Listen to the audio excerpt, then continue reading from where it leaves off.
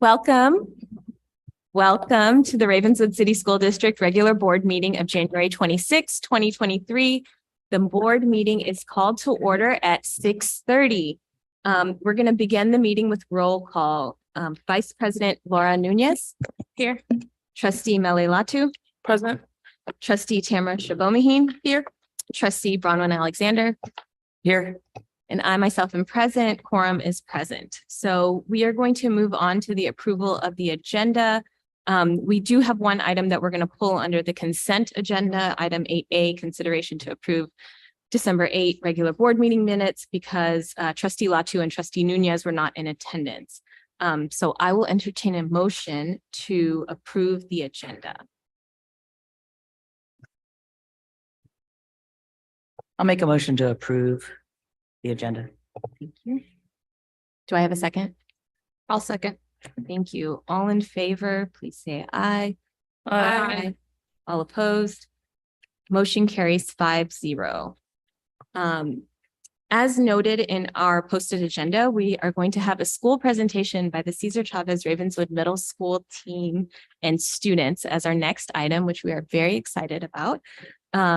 After the site presentation, we're going to go into closed session. So if anyone in the audience that is not presenting wants to make comment for anything that is agendized, which is this portion, please do fill out a comment card on the side with this item, and then the clerk will receive it if after the presentation, if you would like to make any comments. So I'm going to go ahead and invite up the presenter, Ms. Kemp. Thank you. Good evening, board and Superintendent Sidaria. I am excited to talk to you about my school. So when the school was was a dream, it was just a notion. It was because our students needed to have a comprehensive middle school. And we finally have hit the stride that I'm very proud to present. There is all sorts of good things happening. We have some things we still need to work on, but all sorts of good things happening. And this is a school that focuses on the whole child. So we're going to kick it off with one of our first electives.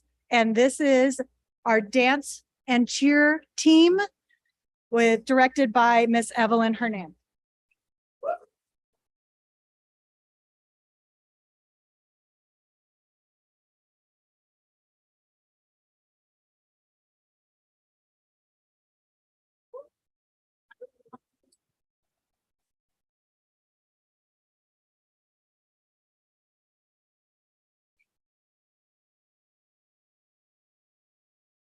We'll get out there. Okay. Step that back. Yeah.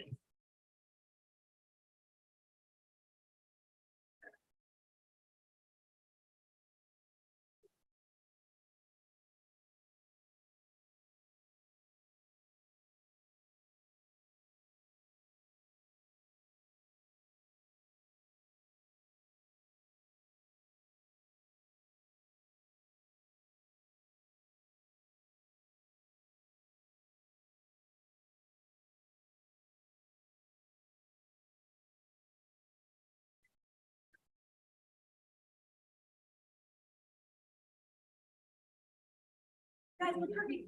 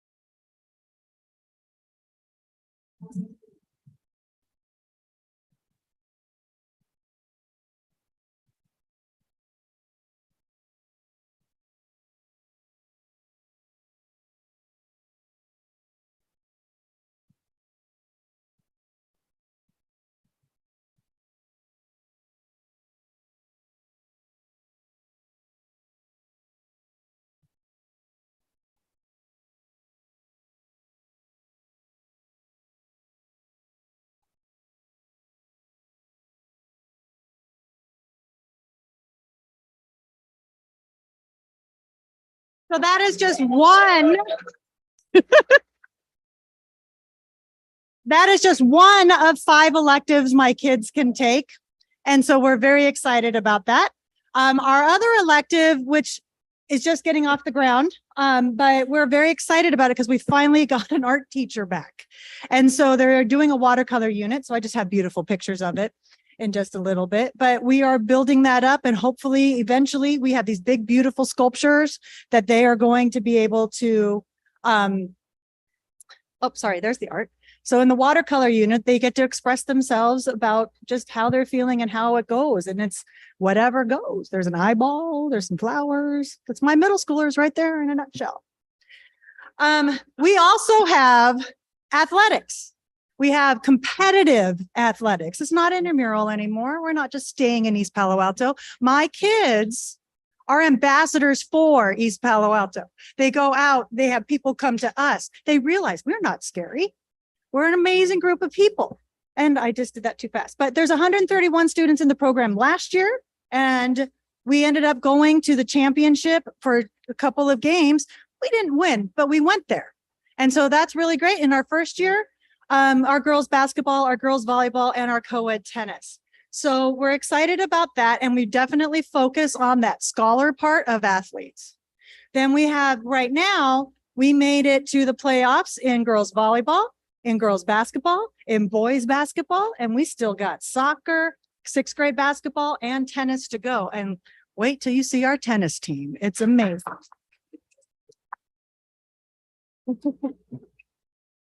So then we look at our academics, because we aren't summer camp, we're a school, right? And so we look at our academics and we're like, dang it, we still got to fix this. And so it's been a massive focus for us to keep our kids in standards. And that's because those babies deserve our best.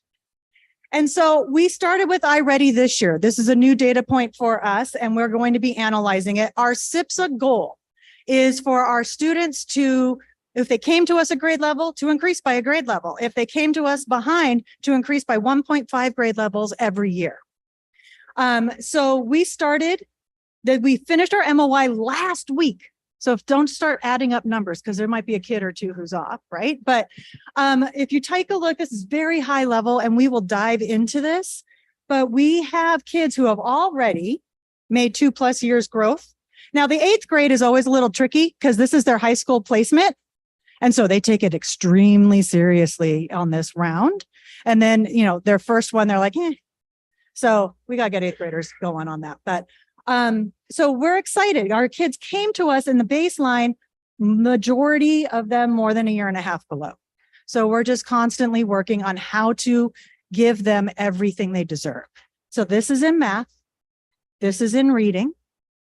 And we're still got a lot of kids already hitting their goals, but we want to then, good, you can revamp your goal because you still got 5 months of learning.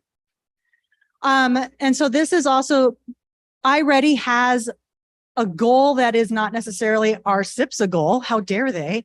But when they're looking at it, this is how many kids have already made the iReady goal, which has a stretch goal. And then we would then, of course, this score, they're going to have a new goal for the end of the year. So this is really fast. If you want to sit down and have a data chat with me, I'll bring in Dave Hicks, and then we will have a really good data chat. Come on down. Our staff, I am a leader on this campus, but I am not the only leader on this campus. I have 2 assistant principals. Wave your hands, they're both here. Right? They're awesome dudes.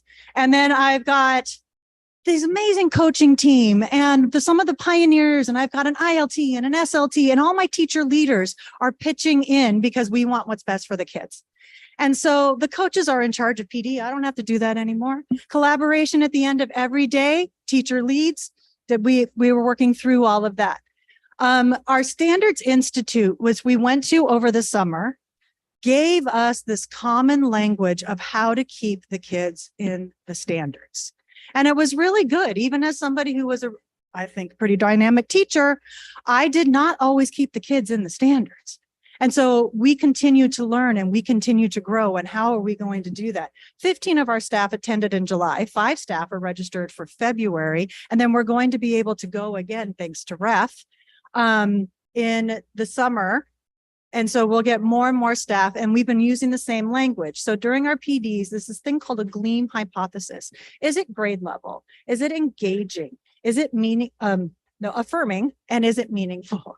And it has two camps, mindset and work. And so my coaches developed a PD roadmap, and we're worked on the mindset of everything. And we are really an open school. We want people to come in. We share our videos. We work through things because all we're doing is asking how to grow for the best in our kids. Our planning is in the same boat. We are working collaboratively. We are looking at things. How can we work on this? Even when I'm doing evaluations, I'm going, how long are we keeping kids in the standard in our 49-minute, very short time block? So we also, though, that's not the whole child. That's one aspect. And so we need to have a school that they want to go to. We still have our issues, but we're working through them, and I'll show that in just a little bit. But we're growing our culture. My favorite time of my day is 8:30 in the morning when two students sit at my desk and give a morning announcements. And it is so much fun. Then we have really great swag. And the kids actually want to wear it. So it's really great swag. And then we still celebrate our children in our PBIS assemblies, and then different meaningful pieces that we're doing with our families. But our suspensions are actually lowering. So we're working through that. Again, we're doing very high level here. I can talk more about it, but I was told I had a time limit. So our suspensions are lowering. We can still go. And by the way, our referrals are lowering. We still have work to do based on 100 students per year, still 15 of them. But when we're looking at everything, those are the kids we talk about at our cost. Our cost, I'm very proud to say, was not called cost when we started it. We feel like we're the pilots of the Ravenswood cost.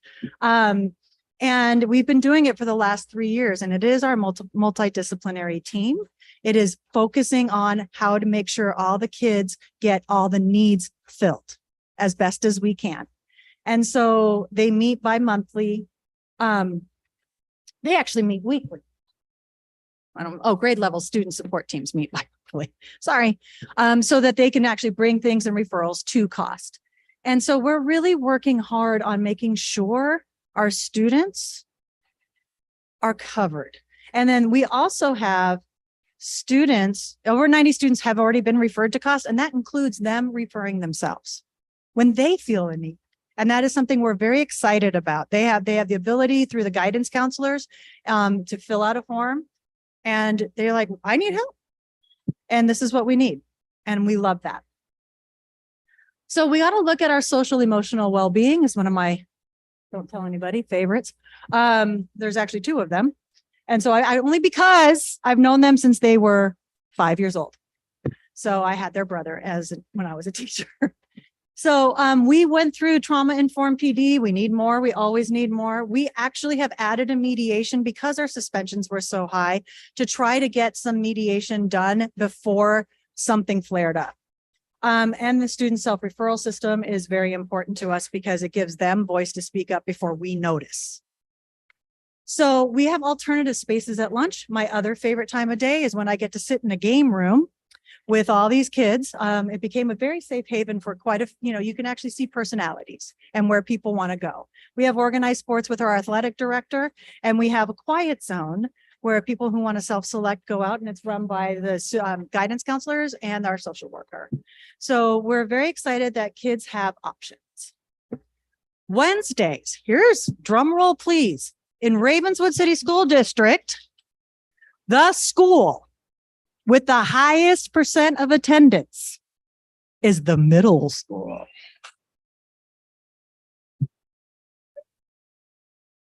And we account that for Wednesdays. Now, if you ask a kid, you can ask any one of them, why do you love Wednesdays? They're probably going to start with, because it's the minimum day. But when it dives into things, oh yeah, then there's pizza. But all those little peaks, you don't even need to be able to read that thing. All those little peaks are Wednesdays. Every time our highest day is Wednesday. And we have a theory that it's because we are starting our day with SEL time, we've actually had kids in the 8th grade say, hey, you didn't do a circle today. So social emotional learning. So it's designated time for social emotional learning. You know, we focus on just different things. Sometimes it's just a quick check-in. Sometimes it is at the curriculum or the day, but you really just go with the vibe of your class. We have clubs that are right after brunch. If you ever want to come have some fun, they're fantastic. That's our Pride Club. And so we have affinity groups. We have high interest groups. We just started Beauty Club because that was a kid's request. So Beauty Club. That would be, you know, why I look so good today. Okay. So we love our Wednesdays and we're very proud of what we're doing on Wednesdays. So now, again, you're tired of me, right? So let me pass this on to the great voices of my babies.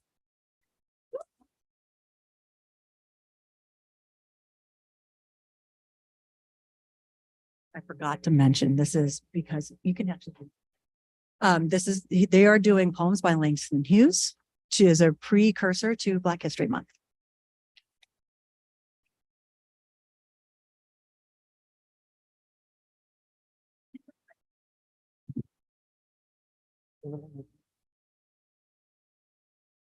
Oh, yeah. Langston Hughes was an American poet, novelist, and social activist.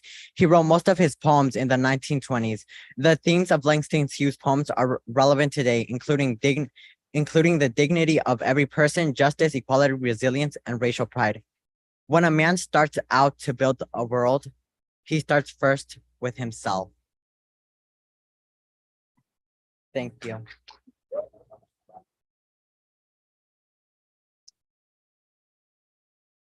Hello, my name is Nisa Awimatangi. My People by Langston Hughes. The night is beautiful, so are the faces of my people. The stars are beautiful, so are the eyes of my people. Beautiful also is the sun. Beautiful also are the souls of my people. The Dream Keeper, also by Langston Hughes. Bring me all of your dreams, you dreamers. Bring me all of your heart melodies, that I may wrap them in a blue cloud cloth, away from the too rough fingers of the world. Thank you.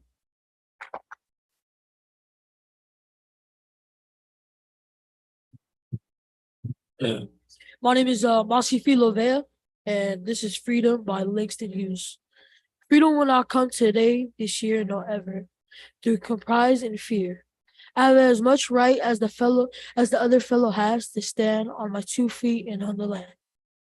I tire so of hearing people say, let's let things take their course. Tomorrow is another day. I do not need my freedom when I'm dead. I cannot live on tomorrow's bed. Freedom is a strong seed planted in a great need. I live here too. I want my freedom just as you. Thank you.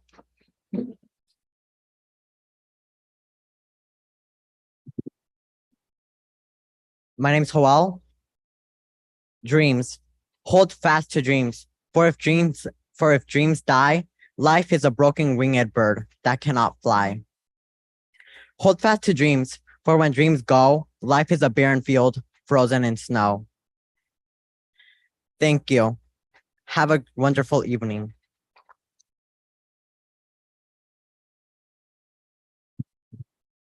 All right, that's 3 electives. We got some more.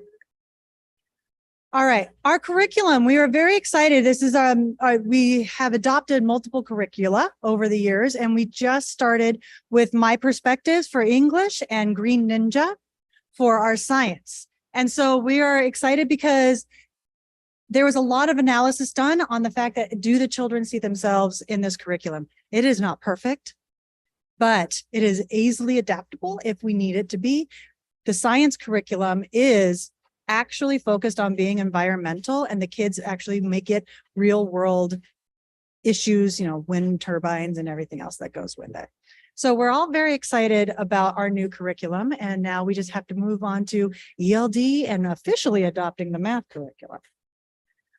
Our acceleration, we are trying to push our kids too. Again, comprehensive, painting that picture. We got kids that need intervention. We got kids that need acceleration. I call it all acceleration. Everybody needs to accelerate from where they are.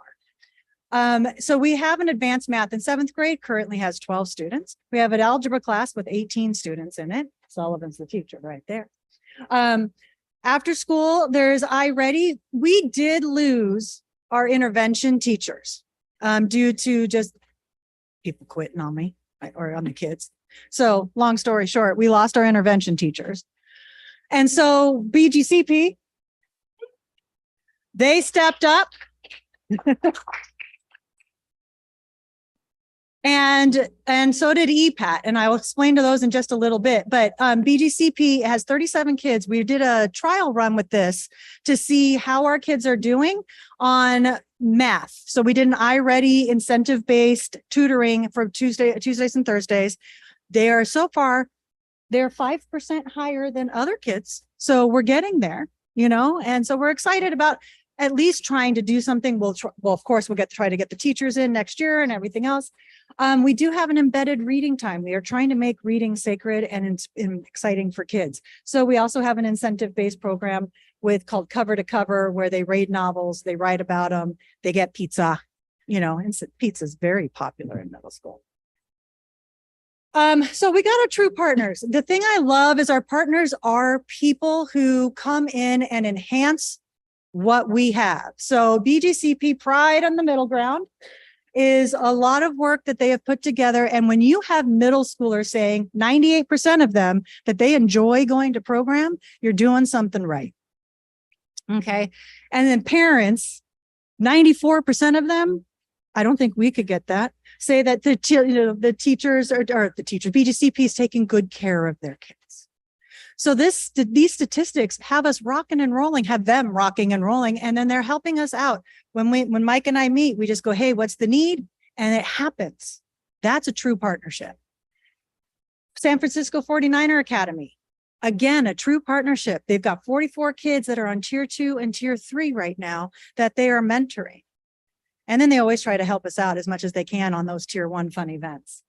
EPAT has actually now gone into, they've got an after school program and an in-school tutoring program that they do and joined with our teachers. And they've got some pretty amazing data too. We're working on getting consistencies from some of the kids as well, but they're working through that. And like if I get all my goals, we want to expand this program too. We want to keep expanding all of these programs with my great partners. So they have an after school program, and because of EPAT's influence, our tennis team, none of us played tennis until they showed up. I still don't. Our tennis team made it to the finals and they came in second place. You know, one of the things that's not on here is that they also come in and help with PE. So they help split the classes and do some PE with us. It's on an MOU, don't worry. Okay. Robotics and CTE. Again, when we're looking at our street data, in 21-22, 15 students were in robotics, 9 of them qualified for worlds. They went to Dallas, Texas to compete in the world championships, right? So that's pretty awesome. We have national championships and world championships, and Miss Collier and I, who's the fearless leader, and where's she? Oh, there she's there. Are working on who's going to go to worlds and who's going to nationals, because DC kind of clashes with nationals. But okay, I know it's too many. There's too many options in our comprehensive. So 31 students are in robotics. We've doubled the program. 3 have qualified so far. We're right in the middle of tournament season. So I would like to introduce you to Uriel Farias. He is going to present his robot. No, he's going to talk about it.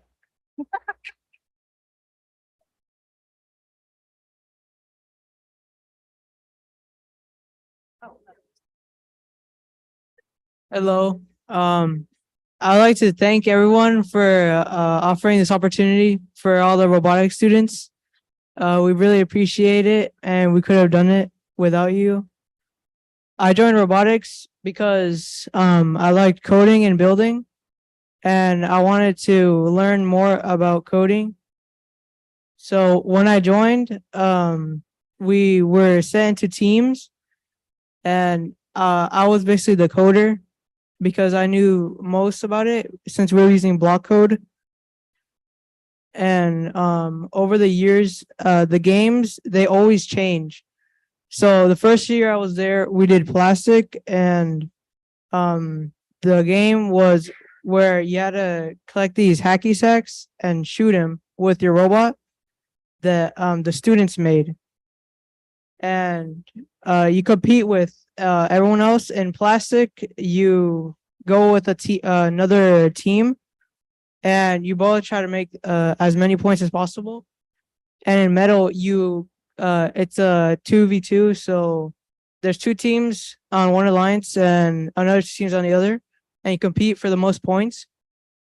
So on the first year I did plastic, and on the second year I did plastic and metal, and this year I'm doing metal. And each year they change the games, so you have to always keep adapting with your robot and changing it. And you could go into tournaments, and you always have to look at others robots, and you always figure out what things you could add onto your robot and change about it to make it better. And that's why I joined. Thank you so much.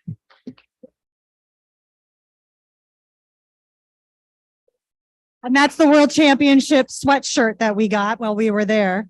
So we also have experiential learning for our kiddos, and we are increasing the amount of kids. I do want to say seventh grade Yosemite was during a COVID surge last year. So we had about, 30 kids drop really quickly.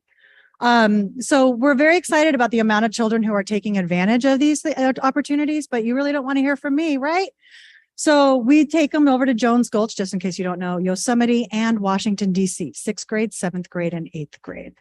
Those two children on the right-hand side are standing in Dr. King's footsteps as he gave his I Have a Dream speech, just so you know. So what do the students think? You know what I think? I loved it, but here we go.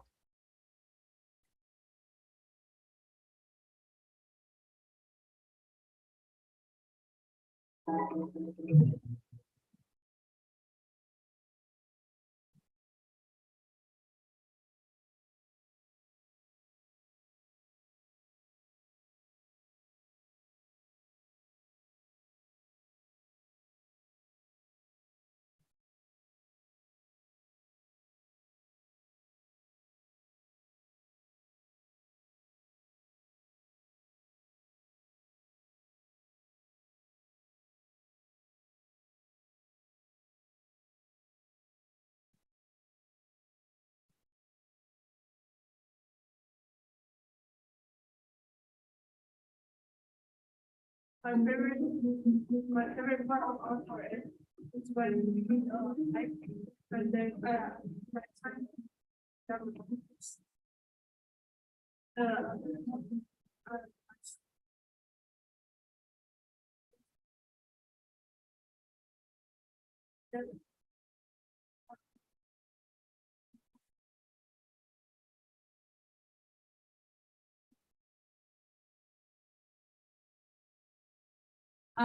some of my favorite memories from Yosemite was probably going on hikes with my friends because and seeing the waterfall and maybe like experiencing snow for the first time because I haven't what's it called?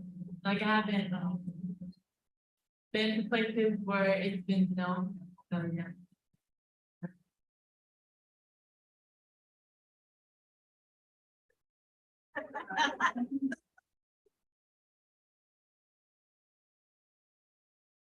I'm here to talk about the 8th grade trip. And what I most liked about this was maybe going back and learning about the outside. I've learned some of it, but I don't know about. And when I went there, it was amazing getting to know about things that I've never had or that happened on the land and the earth that I'm on. And then another one I actually had so these are that really probably got to and how because I've seen it on the computer and I don't know why it's always seems like something I would like to see the White House. And when I have images to see the White House, how it's actually set up on top of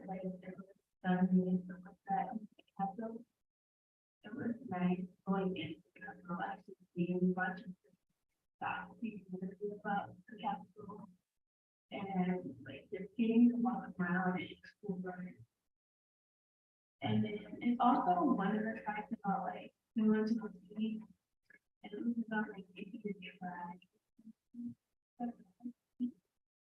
And it was actually like you got to see how they live. They would do little feet cases or something built from like grass or something. And it was made about like the cooking things like that. Like that. That's why I heard like.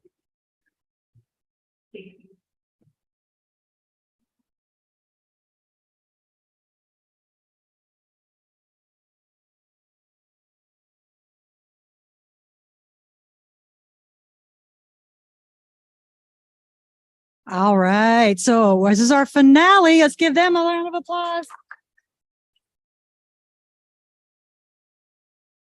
If we can have our mariachi come in, I would also like to have, if you're a partner, please stand up. Let's give them a round of applause. If you're a teacher, please stand up.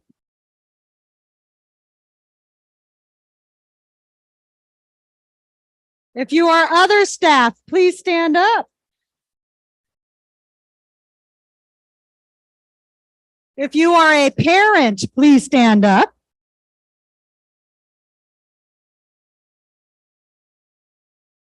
And all students, please stand up. That way. Okay, so they're getting set up. They just had their concert last night, so we're real excited about this. I am done talking. Thank you very much. Here comes our mariachi.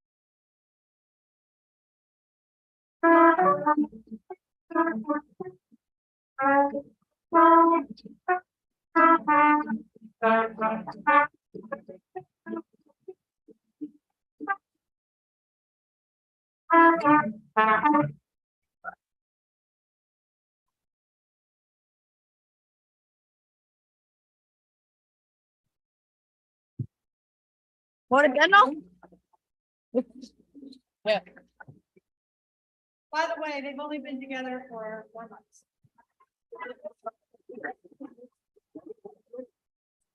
Amor eterno, amor eterno.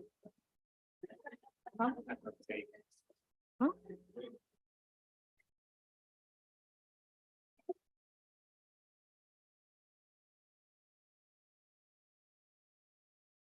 Play one more? Oh, we're playing one more. Is that okay?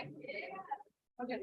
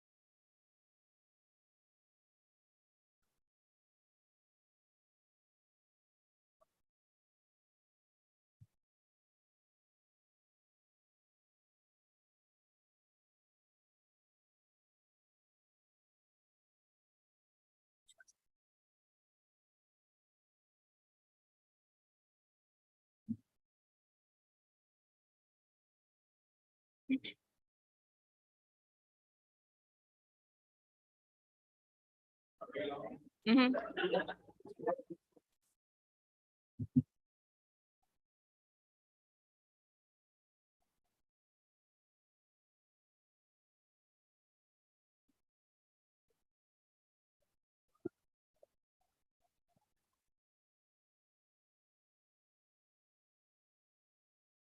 Through the chair, Principal Kemp, they deserve pizza tomorrow, don't they?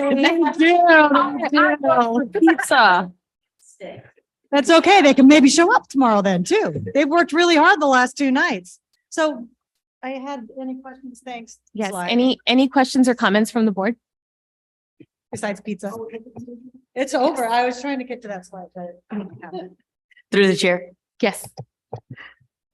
Principal Camp, that was outstanding. Absolutely fabulous. It is so exciting to see our students and staff really coming together at this experiment that we started. We were unsure when we started pulling those middle schoolers out of the elementary schools. Or from their tiny, cute little McNair. Oh. But it was, none of us knew how it would turn out.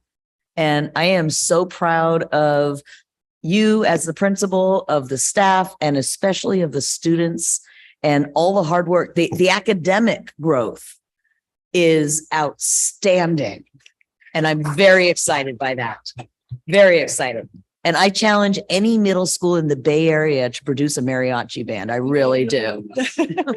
Why aren't we making the news for this? Which one of you out there is going to call the reporters? We got to have them here. Tomorrow.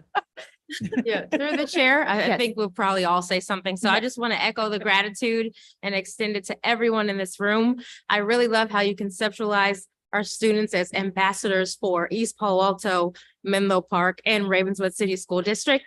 That's amazing. And that is because of their brilliance, but also the huge investment that everyone here, everyone at home and in this community puts into our school systems, puts into our teachers, our curriculum, our students. And that's just beautiful. It's beautiful to see the manifestation of that love and care. So thank y'all.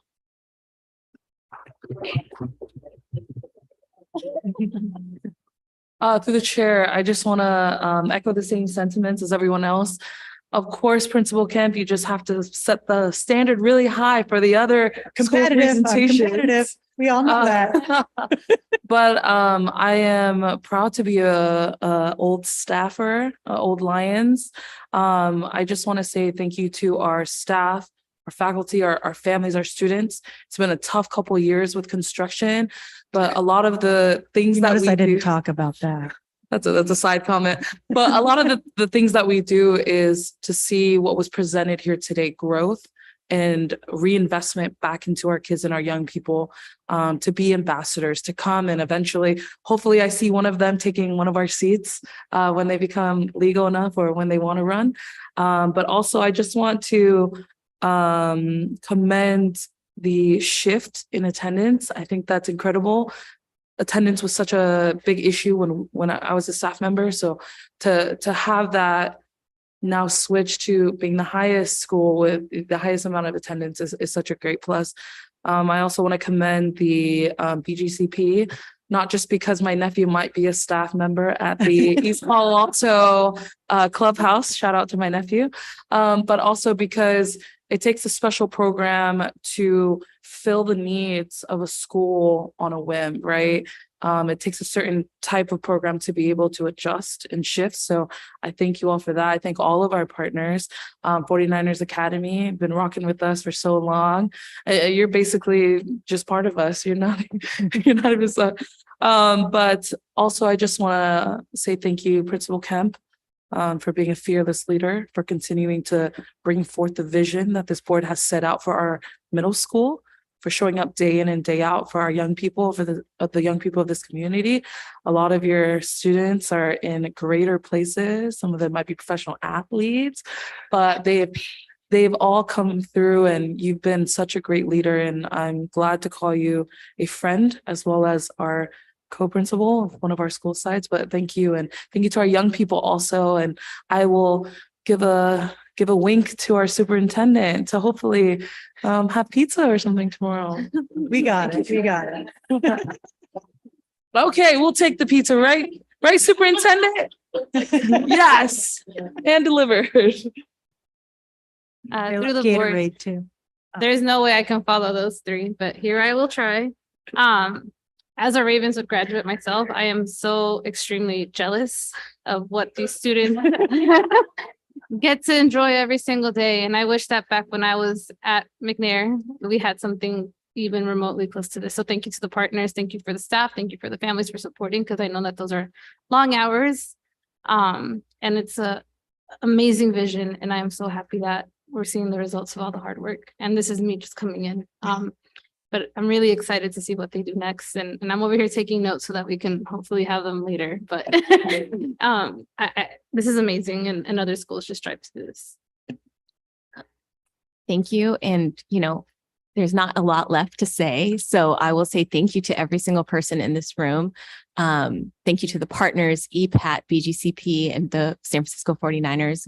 We know that their investment in our community is also years. And so we thank you for continuing to support the school district in doing this experiment of creating the middle school or recreating the middle school. And also for the parents, that investment can only happen because parents choose to invest in the community and in the community school. So I want to thank the parents for sending their kids every day, especially on Wednesdays, but sending their kids every day to our campus to make sure that when I tell everybody that we are going to have the best middle school, we do have the best middle school in the county, that statement is true. And so that's something that I see here. And I also, I can't say enough about the staff and the teachers. We know middle school is the hardest. No, it's not kindergarten. See, it depends on the person you ask, because I'm like, give me kindergartners all day. But my husband will tell you middle school all day for him, right? Middle school to me is one of those things where it takes a very special type of person to decide to invest in students at that age, because in my opinion, it's the hardest. And I'll keep it to my opinion. That's one of the hardest times for kids. And there's so many different things that you have to recognize and work with and deal with, and then still be supportive and be their number one cheerleaders. And that's something that I see every single person in this room doing. Thank you, Principal Kemp, for your years of service, for being willing to take this role and to just build those partnerships with every single person in this room. And I know we can only be here because we have a strong leader. So thank you for that. And so again, and of course, the kids, right? We can't be here without the kids and their talent and just their continued investment. So thank you for continuing to show up, for investing in all of these things, for making the middle school what it is. Because without you guys and without you guys in our classrooms, pushing all the adults to listen to your voice, to do better, to be better for you guys, we wouldn't be where we are. So thank you for, again, setting the bar so high for us and for every other for every other school presentation. I don't think there's any comments from the floor. No, I don't think. Yeah. So if there's any comments from the floor. Yeah, just make sure you Through the fill out the chair, card. so before, if we can have the speaker slips filled Yeah. out. It's No, okay. sorry. Yes. Yes. Yes. My name's Giovanni Brown Austin. And just to give you a parent's perspective, from the choice of kindergarten, I struggled, but I chose Ravenswood. I understood, I have to tell you, it was a part of due to my politics and understanding how funding gets flowed and how that affects our children. And I did that at the risk of my children. And I understood that because where we were at then is nowhere near where we're at now. Somebody who has been investing in early childhood education for 26 years, to hear the understanding and importance of the whole child. There's so many times we miss that. I was at a preschool here where they were giving homework. So when we're talking about looking into the whole child and understanding that it's got to go extending past those early childhood education spaces all the way extended to, I can tell you, my children have been benefiting from it. I have two boys that have went through Ravenswood, and they're in 7th grade right now. And one of them, their academics has excelled. He was like, Mom, I got a 4.0. He texted me, I got a 4.0. And I said, because I have two of them. One of them was playing the guitar. And so he said, Mom, I got a 4.0. And I said, oh, really? Right? He's like, yeah, I'm in an award assembly right now. I got my 4.0. And what that means for him and what he knows now to be accountable for his education, for saying things like, you know, Mom, I talked to my teacher, I talked to him and I asked him, what do I need to do to get my grades up? And that's because of people that they've had in their space as villagers. From day one in kindergarten, my dad passed away and I had to leave.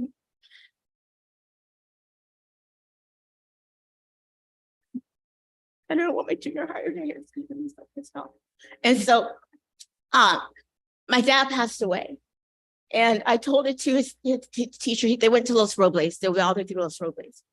And their kindergarten teacher said to me, you know, sorry, I'll just give a couple more seconds. He said, I said, you know, my dad passed away. I have to go. I'm sorry. She said, don't worry. That's my niños. I got him.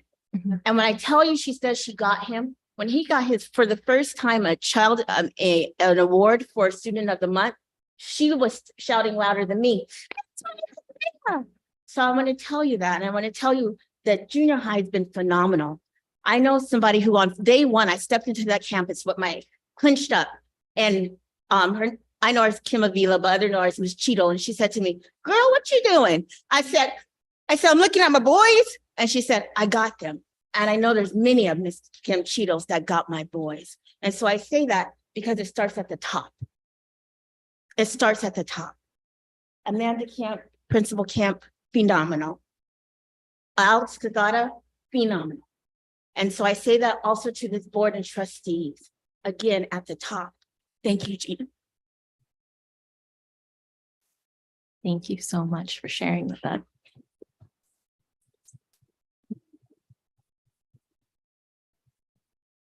Thank you.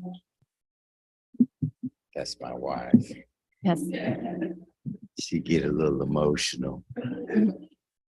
I'm a graduate of what was called Green Oaks back then. And all I have to say is I am so proud of our school district and where we've come from. Because I too was a little jealous. We didn't get to go to Washington, DC back in the day. But I want to thank you, Gina, for the advancement of our mental health services. We talked about that years ago. Coach Jeff was in her office, and the advancement that we've made in getting more counselors to deal with our children. I really appreciate our efforts in the human trafficking area, where we're getting information to our parents, things like that. I just applaud all of y'all here. We know each other. We've been around for a long time. Let's just keep it going. Thank you so much. My boys are just outstanding because you guys are outstanding. Thank you. Thank you.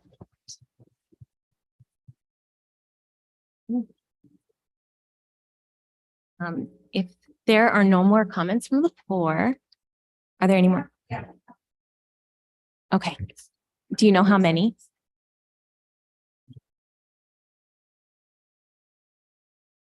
Oh, got it. Okay. So we're going to stick to the time limit. So, we will be doing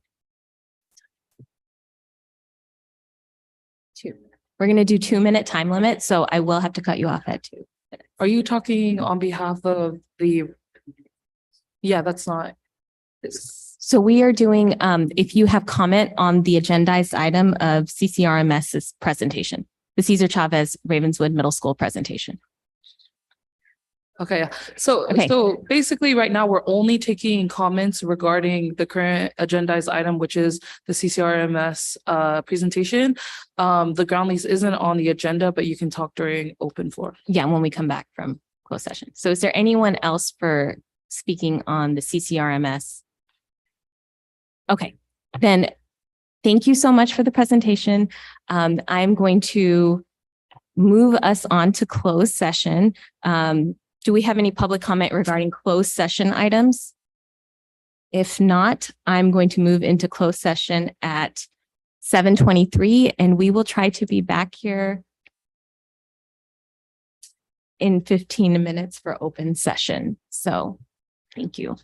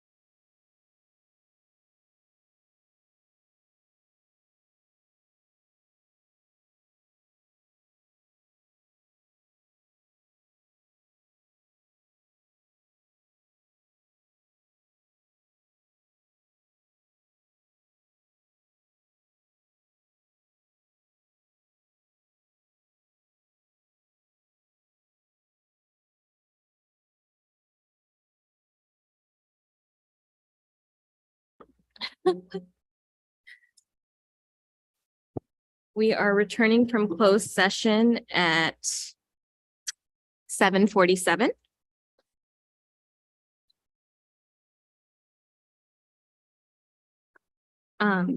So report of action taken in closed session for item 4A, there was discussion. For item 4B, there was discussion, there was no action. Moving to the floor, do we have any speakers for any non-agendized items? Yes, Madam Chair. How many do we have? 7. 7? Okay. So we will call you up to speak. Your time to speak is 2 minutes. As a board, we are not able to comment or respond to any comments, but we will take note of the public comment and pass that on to staff. So I'm going to go ahead and hand it over to our clerk to call up the first speaker. We have Melissa Bonney.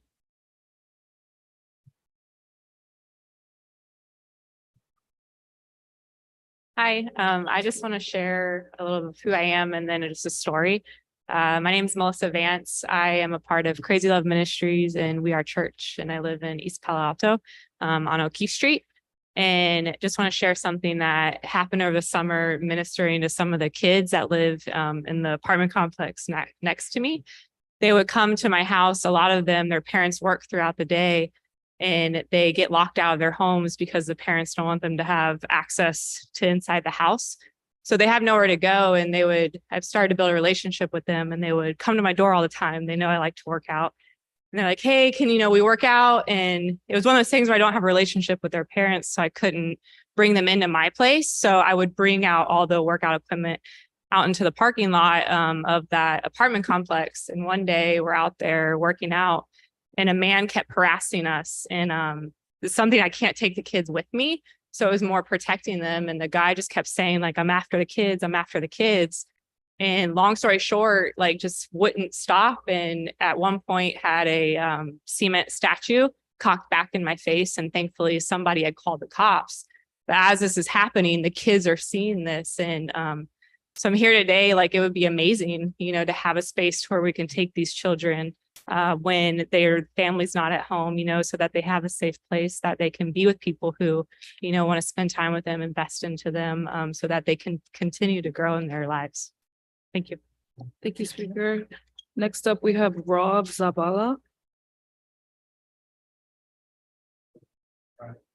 Hello, I'm Robert Zabala. I live on the other side of the ramp, Capitol Street. I'm a pastor in We Are Church. I'm the director of the board, chairman of the board for Crazy Love Ministries. And all of the church members that I have here are running some type of children's ministry. They're doing it in the apartment buildings. They're doing it in their living rooms. They're caring for these kids, and we need somewhere to take these kids to do programs after school or just to have a safe place like we just explained. So we're really hoping you guys would consider this because we need a place.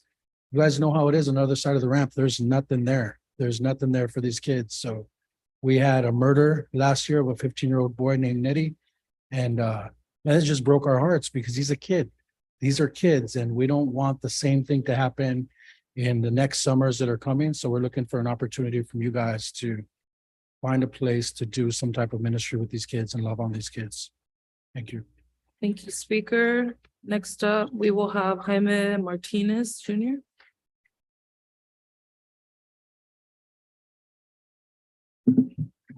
Hello, everyone. My name is Jaime Martinez. I'm part of the faith-based community here in East Palo Alto. I'm also a resident here in EPA. I was pretty much raised here all my life, my 25 years of living. Just something that got brought to me with this awesome opportunity, I would say, to have a gym here in EPA.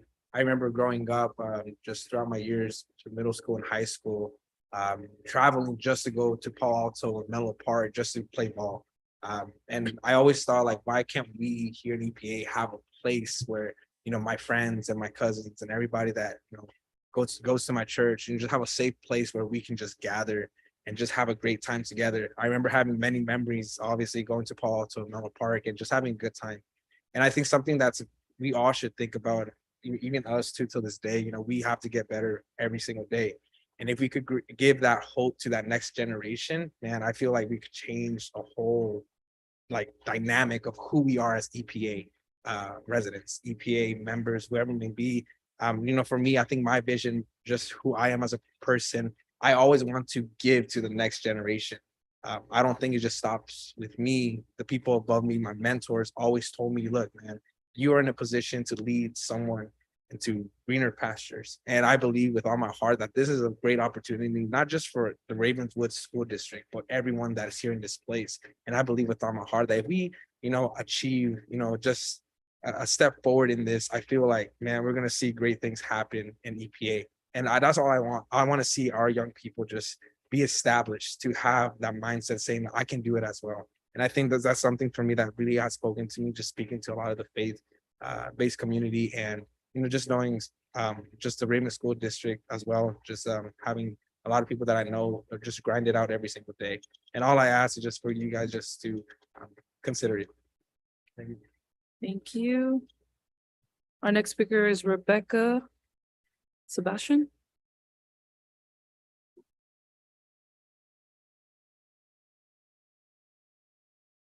I am Rebecca Sebastian. I live on the street of O'Keefe.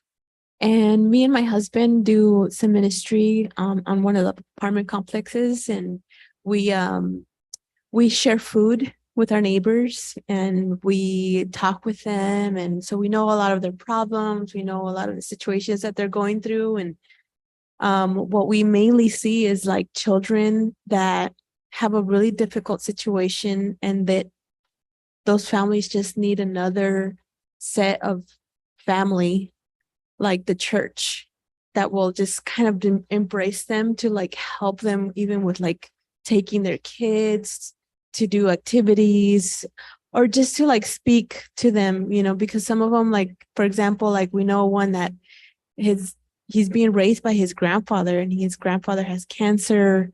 It's not something that it's not his fault or anything like that, but this kid is really like needing some mentoring and all that stuff. And so we would love a space to be able to just, have those conversations, playing basketball or, soccer, or something that those kids really would enjoy doing together. That's how we love to build relationships with them. So thank you. Thank you. Our next speaker will be Samuel Tavera. Good evening, President Bloom, Trustee, Superintendent Sedaria. Good to see you all. My name is Samuel Tavera. I live on 905 Garden Street. I'm a resident of East Palo Alto, and in my day-to-day, I work for One East Palo Alto, a premier nonprofit here. But outside of that, when I'm not there, I have the honor of serving as a youth pastor at the East Palo Alto Apostolic Assembly Church, and I've had that honor for the past 6 years. And we are so excited to serve the young people in our community, and we are part of the faith-based community here in East Palo Alto. And what we want to really do is continue to partner with you all in the school district. You all serve our community and our students from sunrise till late afternoon, and after that we serve our students until the sun goes down, whether it's in the homes, in our churches and friendship groups, wherever it is. But we want to continue to partner with you all in serving our young people and the future leaders of tomorrow. And so we're here truthfully telling you that we're at capacity. We just did a census to start our year in ministry, and we're looking to serve about 80 young people that we regularly have contact with. But it's hard to find safe spaces, capacity wise, to serve our young people for the events or outings or things we want to do. And we're hoping to have that opportunity to continue to serve our young people and provide safe spaces and outlets and opportunities for these activities that will enrich our young people. And we hope that you'll support the community hub with the ground lease. Thank you and have a good night. Thank you. Our next speaker is Adam Sebastian.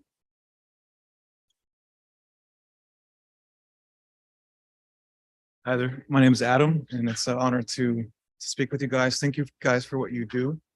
I'm a pastor here in EPA, and every free moment I have, we're trying to invest in the next generation. I moved my wife and my daughter, she's about 8 years old now, specifically to EPA because we have faith for the city. We want to live here. I moved from Texas to live in EPA with this amazing faith-based community. As we get to know our neighbors, this is a city of faith. There's no way around it. We need to represent the faith-based community. We need a partnership. I believe it's time to see the government partner with the church, with the faith-based community. We can't do what you guys do, and we thank you for what you do. But honestly, you guys can't do what we do. We're working late hours with very little budget, very little space. We're trying to get these apartments that are very small. We're trying to load up our truck with folding chairs and gas heaters and get tables, and we're having like makeshift meeting places, and it's extremely difficult. It gets very weary. We got the manpower, we just need the space. And we would love to see the church, the faith-based community, partner with the city to bring hope to the next generation. Otherwise, we're going to lose it. My steps that I go up to every day in my apartment are still stained with blood from a young man. And every time I go up those steps, I have to pray that we still have hope for the next generation, that there's nothing good waiting for them out in the streets. We need a safe place where we can invite these kids in and give them hope. I talk to family after family that are trying to get out of the city. Thank you. Thank you. Next speaker, we have Kanisha Malcolm.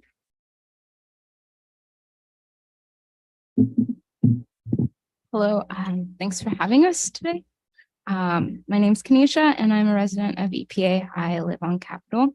And I just want to say that I really trust the leadership that is working to make this community center happen. I think there's just so many leaders that have been in this community for so long that really care about and have seen so much transformation and already. And we're really excited to be able to just also be a part of that momentum that's already been happening.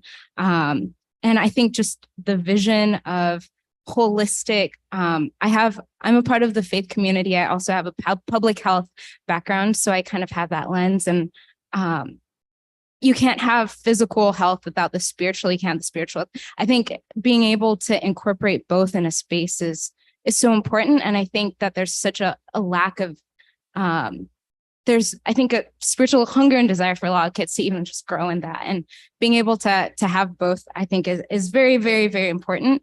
And I also, like many of the people here, work with a lot of the kids in our neighborhood and in our community. And seeing kids have at really young ages just having diabetes, it's just, or different health things that they should not be having, is honestly something that I think about a lot and try to think like, what can we do in order to help them, kind of,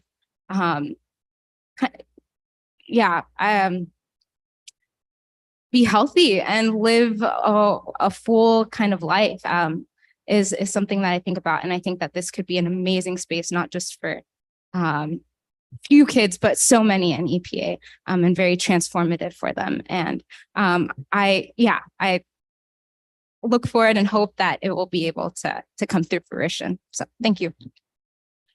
Thank you. Next speaker, we have Garrett Bandera.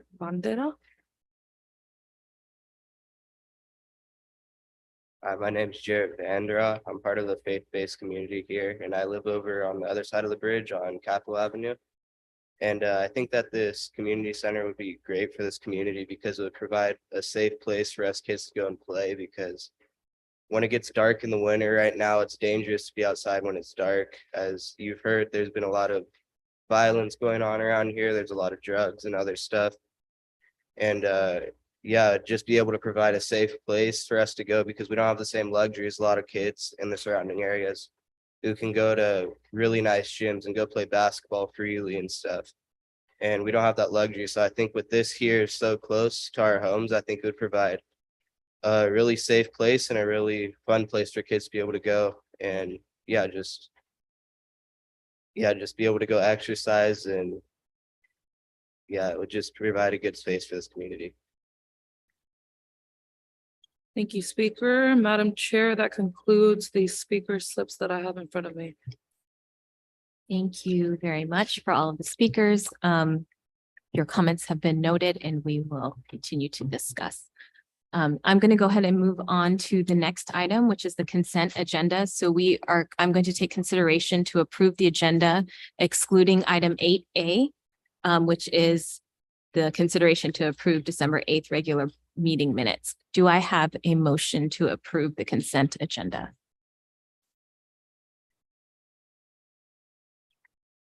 I'll make a motion to approve the consent agenda with the exclusion of item 8A. 8A. I'll second. All in favor, please say aye. Aye. All opposed, say nay. Motion carries 5-0. I'm going to go ahead and move on. I will take a motion to approve item 8A, the consideration to approve December 8th regular meeting minutes. 8A. Yes, so now to pull the consideration to approve the pulled item. I'll make a motion to approve the consent agenda item 8A. I'll second. Thank you. All in favor, say aye.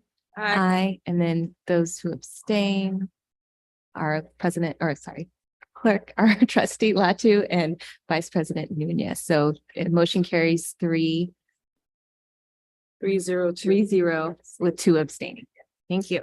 All right. I'm going to go ahead and move on to the next item, which is item 9. So we are going to have a presentation by the Stanford University Graduate School of Education to consideration to approve the MOU with Stanford University GSE. Because of Trustee Shabomahin's connection with the GSE, she is going to recuse herself from the conversation and action. After the presentation, I will take a motion. Oh, through the chair. I don't know if you said after or during or for, but yes, I am recusing myself for the presentation and the vote because I am a student at Stanford University. Thank you. Don't want to bring anybody. Through the chair, I will have some team members also share some information, and then I'll do some brief introductions from the folks from GSC, the Gardner Center. But I wanted to start by saying the main purpose of bringing this forward, as you had mentioned, is to consider approving the MOU with Stanford University, the Graduate School of Education, specifically to extend the data use agreement. We are revisiting this agreement because per the board at the last board meeting in October, there were follow-up questions for us to specifically dive into the impact the collaborative has had over the years and how Ravenswood benefited. And considering that the trustees had some time to look over the presentation that's attached to the agenda, I wanted to go ahead and just touch on those key points of what or how Ravenswood has benefited from the collaborative. I will have our assistant, our data and assessment coordinator, our executive director and assistant superintendent also make a few comments. And then we have Amado Padilla, our associate dean of faculty affairs from Stanford Graduate School of Education, as well as Amy Gernstein, executive director of the John W. Gardner Center. And then Diana Mercado Garcia, director of Stanford Sequoia, the K-12 Collaborative. And Laura Wentworth, the director of research practice partnerships of Ed Partners, to be available for any questions and help facilitate any discourse the board has. Specifically, Ravenswood has benefited from participating in the collaborative. I don't know, Tony, if you can have that PowerPoint presented, just as reference if we need to. Do you have that by any chance? Yeah. On slide 15, there's 3 specific areas that we've benefited where we've been able to improve 9th grade placement for math, and as well as the emphasis to reclassify, as well as being able to just take a look much more closely in terms of how we implement procedures for reclassification. From the research that we did based on the 3D research results, Sequoia Union High School District changed its math placement policies. And so now our students from Ravenswood who articulate into the Sequoia Unified High School District are more likely to receive appropriate math supports in 9th grade and are no longer placed in remedial math pathways in 9th grade. Working with the Gardner Center, and Amy Gernstein can elaborate a little bit more, but we learned about the negative high school outcomes of students classified as long-term English learners. And so we are now really honing in on the importance of reclassification.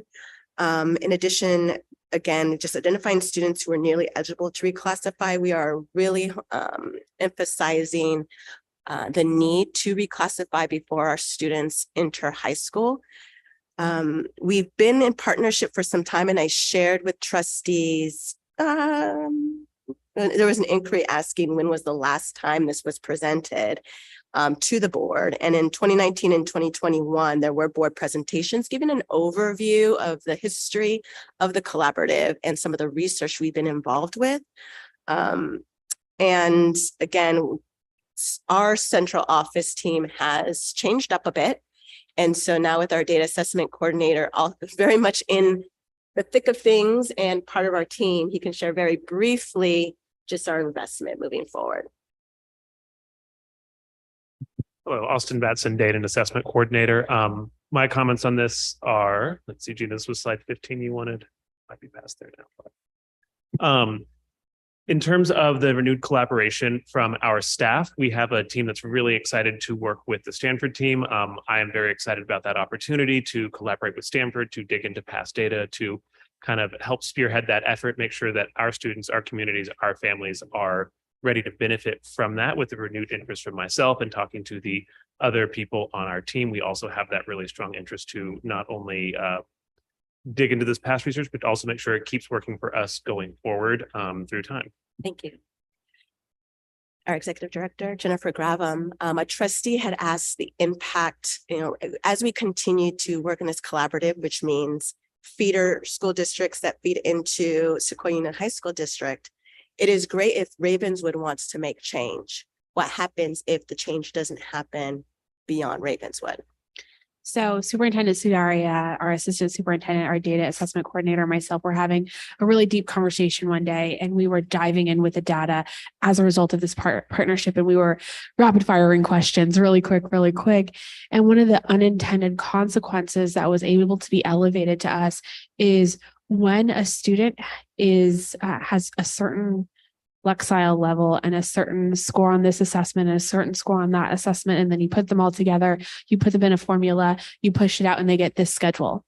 And then we started looking at the course catalog, and then we looked at whether students are A through G eligible or not based on their schedule when they go into ninth grade. So one of the unintended consequences is if a student leaves Ravenswood and goes into ninth grade, they could easily be placed in a set of courses that doesn't have them A through G eligible, which makes that decision of them not going to a four-year college when they are 13 years old. I don't think that's the intention, but is an unintended impact. And this research really helped put a highlighter for us on that, to see it from both sides and to really begin to advocate for change. Thank you, Jennifer. Our assistant superintendent, Sarah Stone, has had extensive experience outside of our district and not needing this research to identify the needs of reclassification, but understands how we can benefit from leveraging Stanford and the collaborative. So yeah, I myself have identified similar patterns in other districts in terms of reclassification rates and the urgency and importance around making sure that our students are reclassifying by 8th grade so that when they get to high school, they are set up for success and they have access to A through G courses. Often in high schools, what will happen is student has a certain Lexile level, certain scores, whatever. And if they are considered a long-term English learner, they are set up so they're not getting their A through G courses. And not only that, they're not actually getting electives. And so not only does it impact their ability to go to college, it also impacts kind of the joy that comes from elective courses in high school. And so in working with Stanford, I think what we have the opportunity to do is, one, identify the areas that we can grow in terms of our reclassification and our systems around that. And then second, my hope is that by being a part of this collaborative, there is maybe some work that we can do outside of our district, more on a state level, to maybe shift some of the practices that are actually highly inequitable as they roll out, even though they are meant to create more equity.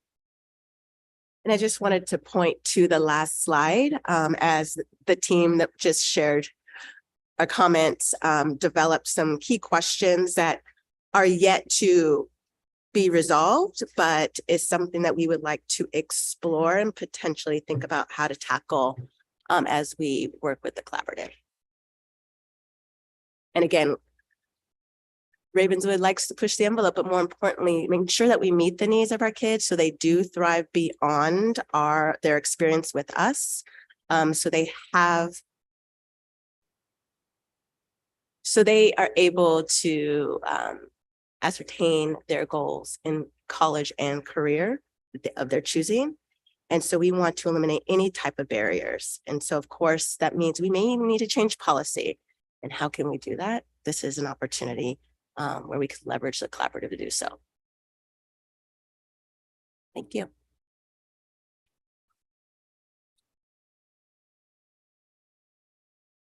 We're open to discussion. Yeah, so any comments or questions from the board? And through the chair, we do have Amy and Laura, Diana, and Amato, who are available from Stanford, California Ed, and the Gardner Center to support with any questions the board may have. Through the chair. Thank you very much for all the work that is being done with the collaborative. And I understand fully the importance of getting these kids reclassified. Where I work, if they're not reclassified by middle school, they don't get electives. And so as a fourth grade teacher, I am pushing my students, and I reclassified 5 students last year. So just from my class going from 4th to 5th. So I understand the push. I understand the inequities of the entire LPAC system. And especially when you're talking about students with special needs, having to also deal with an LPAC and a CASP and the inequities associated with that in general. So I think you know where my vote is on this one. To the chair, I was one of the people who wanted to see more of what was presented in this data. And so that's why I asked for this information that was emailed to all of us trustees about these presentations, because I believe that our community should really look at what data we are sharing with outside organization and how it is currently providing us with the needs or the filler points that we need as a district. And so though this collaborative was started in 2016, I see that it was later on in 2019 that we started to see some of these things. So I still have my concerns and my reserve about continuing forward with this partnership. That is my personal view, because I just want to make sure that our community is getting the greatest amount of benefit with what's being shared regarding our students and our families. That's my opinion. Through the chair, and along the same vein, when I was going through the presentation, one of my key points was like, well, when are we sharing it with stakeholders? And I think this is a great start. And so if we were to go forward, I would like to have more regular check-ins, so that our students and our families know the benefits that are coming out of this. And I already see it. I was part of like the initiative at the Sequoia Park to like stop with the classifying students. I think EPAA was one of the first ones to get rid of the class and put everyone in Algebra 1. And I'm glad the district followed through. But I do think that wherever possible, we should keep sharing so that stakeholders can see the importance of the work that's getting done. And then as a board, if we have all this data from all the feeder districts, I know that we have certain community members are still living in what Ravenswood was. And I'm wondering how we can use this data that's actually tracking our students from Ravenswood and from all the feeder districts that go to Sequoia to start showing that Ravenswood is the choice. And so I would love to see or have more conversations about how we can do that so that we can start changing the community view of Ravenswood. Thank you. I also had some comments and questions about how stakeholders would, how we as stakeholders can also hear some of this data at a bigger forum, which I'm glad that we have this presentation that's more concise and very clear on what the goals are and what has already happened. I do hear some of the concerns. I do want to say, you know, one of the biggest things for me is the A through G classification, and for even our community who may not even understand what that means, right, is to finish and to be able to even apply to a UC or a Cal State. Every student needs to finish their A through G requirements. And if they have to take extra courses, whether it is a language course, special ed course, and they don't have access to even finish their recommended 2 years or required 2 years of math, or their required 4 years of English, or if a counselor tells them, oh, you don't need that to graduate, right?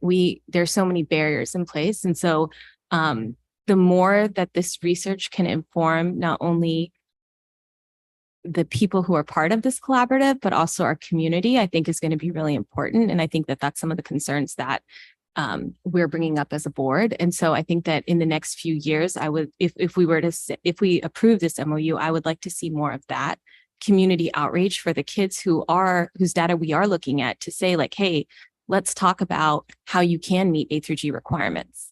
You know, and that's essentially what I do for my job.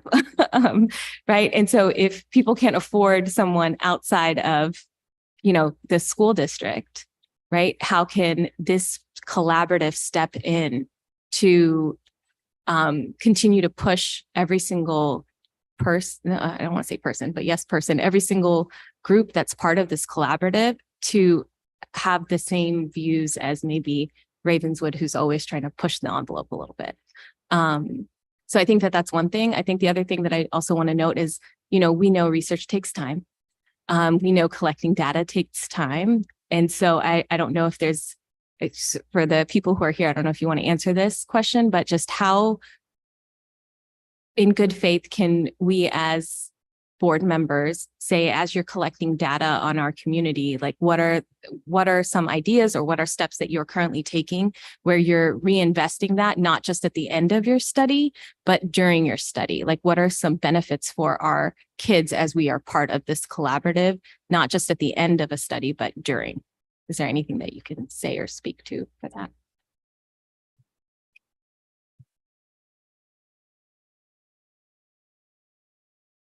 Yes, yeah, yes, please. Sorry, this is a Q&A, sorry. Thank you very much. Yeah, so thank you very much. I'm Amy Gerstein. I'm the executive director of the Gardner Center, which is at Stanford. And we've had a partnership with Ravenswood in one form or another for at least 15 years. And so I want to acknowledge, yes, research takes time.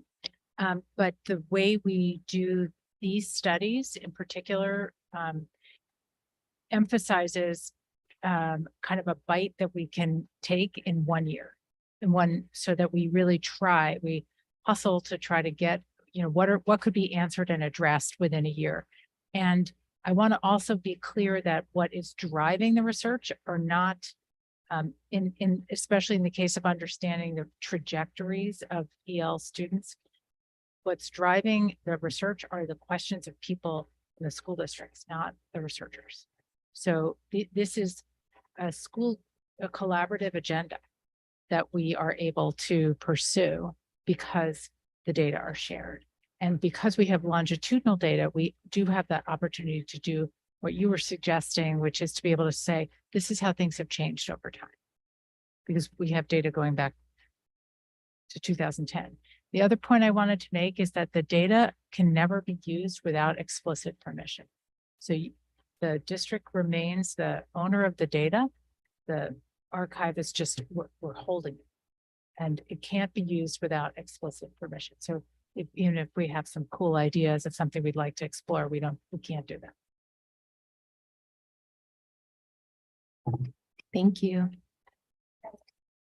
So we did put at the end of the slides, the idea that we will come present to you annually. And hopefully that would be on a more consistent basis. And then also that we would provide a mid-year memo that would summarize updates on the findings. And we also put some possibilities in there, which I think are a great idea in terms of, sorry, if you can go back to that other slide, that just having some annual presentations in like DLAC meetings or at in instructional leadership teams, any of those structures that you have existing where you're engaging with different community members, we'd be happy to come and organize presentations. And we'd probably look to the district leaders to help coordinate that because they know in terms of the timing and when and your principles and things to that extent. Thank you. Any other questions or comments from the board? Oh, wait, yes. Yes, in terms of presenting to the DLAC committees, I am a bilingual speaker, so it is pretty rare for researchers to be bilingual and to share this with community. And so one of the reasons I took this position is so that I could engage with the communities that we work with and across the entire collaborative. And so that is something that we are open to and would like to hear from you as well if that is something of interest. Thank you.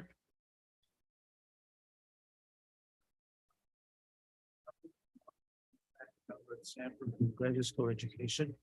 The last time I was in this building is when the school board was considering a dual immersion program. And so I'm happy to be back for that. I think this is a really fabulous opportunity for the collaborative, both from your perspective and from the Stanford perspective, to begin to have a greater dialogue. I think the questions that you're asking and the concerns that you have are really appropriate and meaningful ones. Oftentimes researchers come in, we parachute in, we get our data, we're gone, adios, right? That's kind of the what you want to protect yourself from, I think. But I think this is an opportunity where you can ask the questions, and I know Diana and Laura will try to find faculty members and graduate students who can maybe take some of your data and answer your questions, not necessarily our questions. And so I think the participation, I think you're pushing back a little bit for the collaborative to be accountable, the faculty members to be accountable. And I think that's really, really appropriate. And I think you should do that, and you should do that as appropriate, and try to get people who are doing the research to come speak to you on a really personal, collaborative kind of way, not faculty members speaking down to lowly people who work in school districts and that sort of thing. Let's make the collaborative a real collaborative. It's your students. It's our job to help you do as best a job as possible. But in the long run, they're all our children as well. We just cross across the freeway. We have to have as much concern for your children as you do yourselves. Our perspective is just it's different. It's a research perspective. We want to make all your kids the very best learners, the very best achievers, get them through the A to G requirements as you've been talking, propel them into state and university situations, and come back. Maybe some of them come back, not all of them, to this community and enriched and basically be proud of the schools that they went to. So that's just my perspective. Thank you so much. Thank you for asking for our pushback and feedback, because you will get it. All right.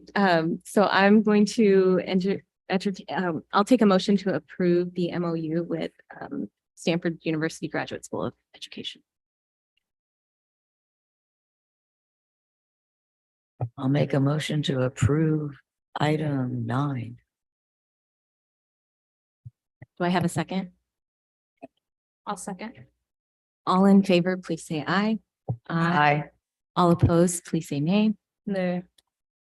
The motion carries 3-1 and 1 abstaining. Thank you. I'm going to go ahead and move on to the superintendent's report. And we will ask, she's in the.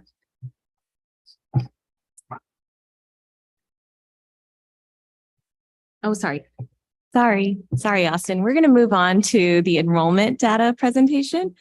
We're excited because we get a new little way to look at it, I think, or interact.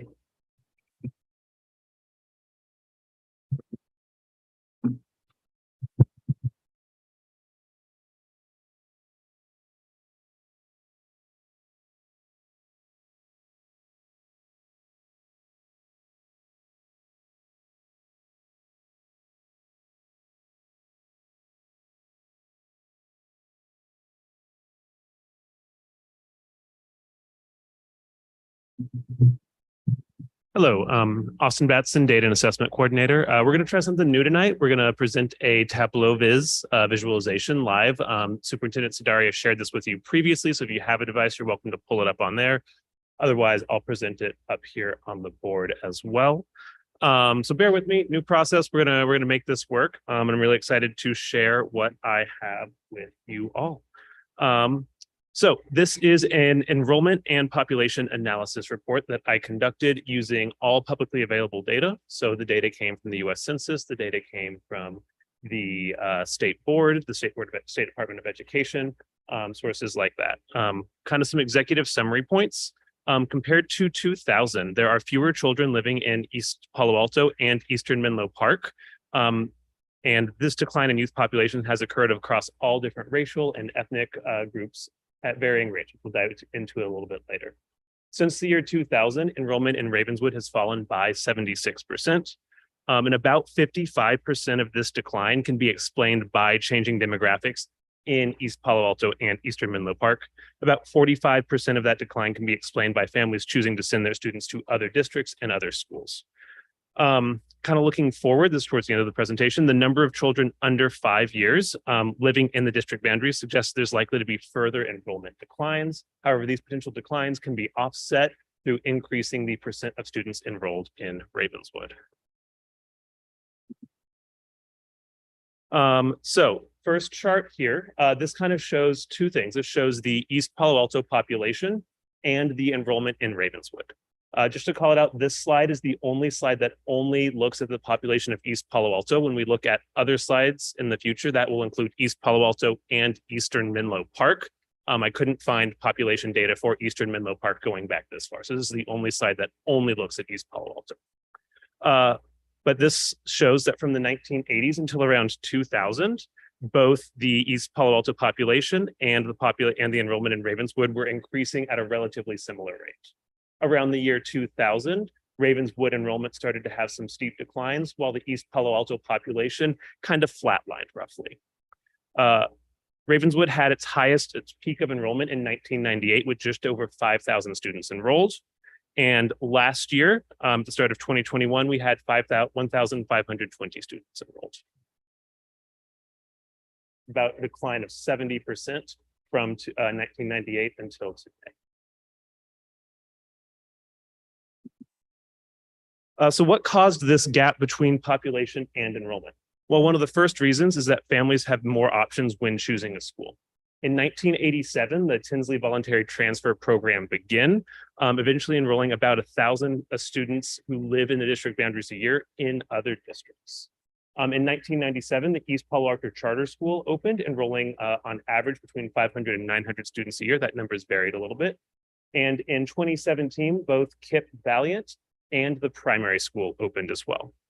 So this slide kind of shows the addition of other schools in our charter schools, private schools in our district boundaries, and how those kind of combine to stack up and meet or change the enrollment mix. For example, in the year 2000, there were around 77% of students who were enrolled at Ravenswood, and about 16% were enrolled in 7% were enrolled in a charter school. If we look at today, if we look at 2021, about 37% of students who live in the district boundaries are enrolled at Ravenswood schools, and about 30% are enrolled in charter schools. So the charter school slice of the pie has increased some, while the Ravenswood slice of the pie has decreased some. The other factor that I alluded to earlier was the changing population, the changing demographics of East Palo Alto and Eastern Menlo Park. Since 2000, the number of children ages 5 to 14 living in these two in our community has decreased by 39%, almost 40%. And you can see that trend demonstrated in this graph right here. This gray line represents the number of 5 to 14-year-olds living within our district boundaries right there. And that decreases along with the overall enrollments in not only our school and Ravenswood schools, but in other schools as well. Follows that trend line down. While the overall population of East Palo Alto and East Menlo Park has been stable, it has been getting older. Since 2000, the median age within the district boundaries has increased by 8 years. So in 2000, the average age, the median age was 26. In 2021, the median age was 34 years old. And you can see this through this visualization of the population pyramid right here. These three orange bars represent school-age children, elementary, middle school-age children. High school children are not included in that.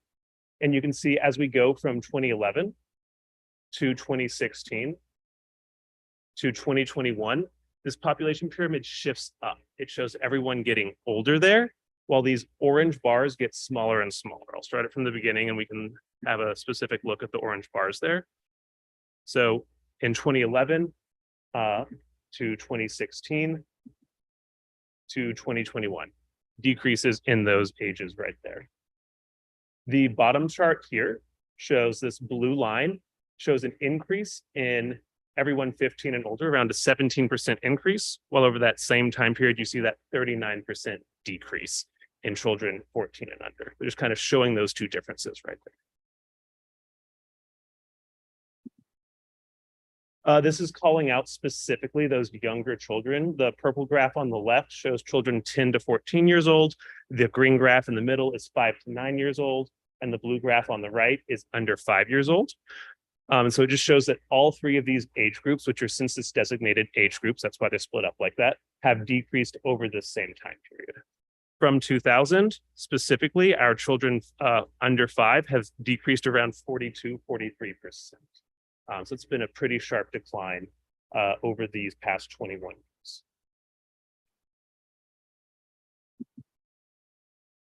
This shows the decline kind of broken up by race and ethnicity. Not all racial or ethnic groups are shown here. The census has its own categorizations and those groups have changed since 2000.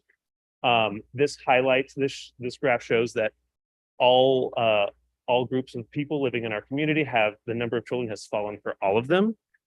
Black and African Americans have seen the sharpest decline in children 14 and under over these past 21 years, with a decline of about 74%. Now, this is not the whole population. This is just only children 14 and under, but it's still a very significant change here. At the bottom, these pie charts show the overall population broken up by under 14 and over 14. And throughout time, all of the orange pie slices pretty much get smaller, showing a decline, again, in a different way, of the percent of the population 14. This corresponds to a change in the racial and ethnic makeup of Ravenswood schools over time. So this data set goes all the way back to 1981, and it continues up to 2021. For some reason, the state did not collect race or ethnicity data in 1982 or 1983, so we have those mysterious gray bars right there. But this just shows how Ravenswood schools have changed over time. In 1985, where we had about 3,100 students enrolled, Black and African American students made up around 64% of our population. Hispanic Latino students made up 28%. Pacific Islander and Native Hawaiian students made up around 5%. Last year, at the start of 2021, we had around 1,500 students. Black and African American students were around 6% of our student population. Hispanic and Latino students were 80%. And Pacific Islander and Native Hawaiian students were around 10%. We don't have more specific race or ethnicity breakdown because this is very broad state data that's come from over more years. That's about as specific as we were able to get, fortunately. And this is, it's a little chaotic when we look at it up here, but this shows how Ravenswood has responded to changes in enrollment numbers. On the left side of the graph, from 1980 until 2000, you see that as the population were growing, Ravenswood opened more schools. In 1986, we opened Brentwood and Menlo Oaks. In 1988, we opened James Flood. In 1994, Green Oaks opened. Then after 2000, once our population numbers in our community started declining, Ravenswood responded by closing schools as well. And you can see that in the decline of number of schools here. The faded green bars in the background are the enrollment of our district, just for a little context there. And if you have the presentation up, you can hover over a specific year and it'll show you which schools were there and how many students were enrolled that year. The final slide is a comparison to other districts in our geographic area. So these are the districts that feed into Sequoia Union with us. It also includes Sequoia Union itself and Palo Alto Unified School District for comparison. Since 2009, this is just looking at public schools. Ravenswood has seen a decline in enrollment of 55% compared to these other districts here. So of these comparison districts, we have seen the sharpest decline in enrollment. If we look at it a different way in terms of how are all of the land that we own, how are all of the how's the land that we own, the buildings that we're using being used, it changes a little bit, changes the picture a little bit. So when we include the charter schools that we administer, we're over, that kind of enrollment changes and we don't have such a sharp decrease in enrollment like that. So just kind of a different way of looking at how our facilities, how our land, things like that are being used. And that is the enrollment analysis. Thank you. Thank you. Do I have any comments or questions from the board? Through the chair, if I may, thank you. Thank you for this presentation. Just maybe a couple questions. First, I would like to know, maybe I missed it. What was your intent in showing this or doing this presentation? Just so I can center questions.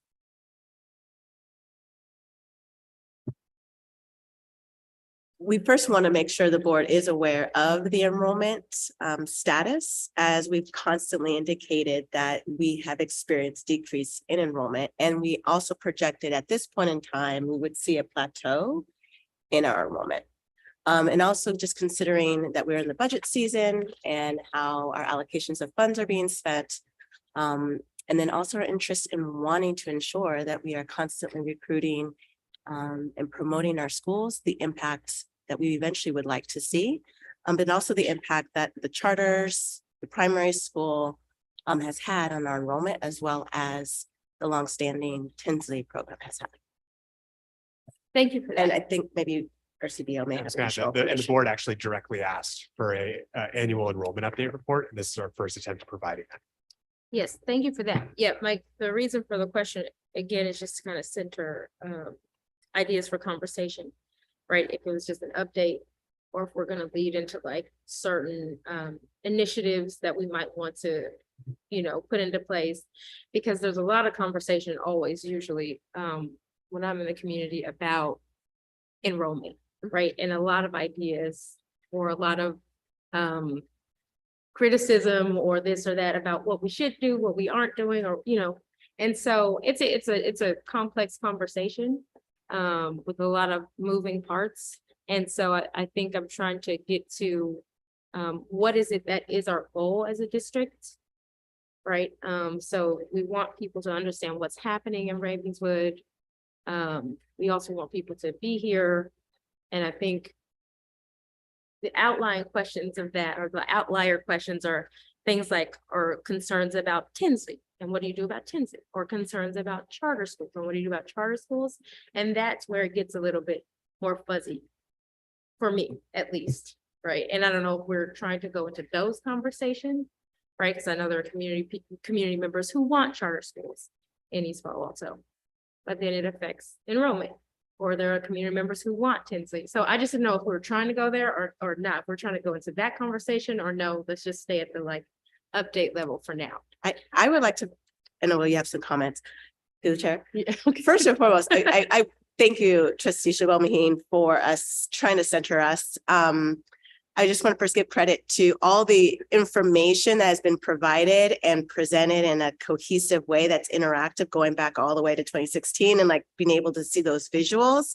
I actually learned a lot too through this process in terms of the history of East Palo Alto, Eastern Menlo Park, in regards to when schools started. I had not learned that until I had an opportunity to review the presentation.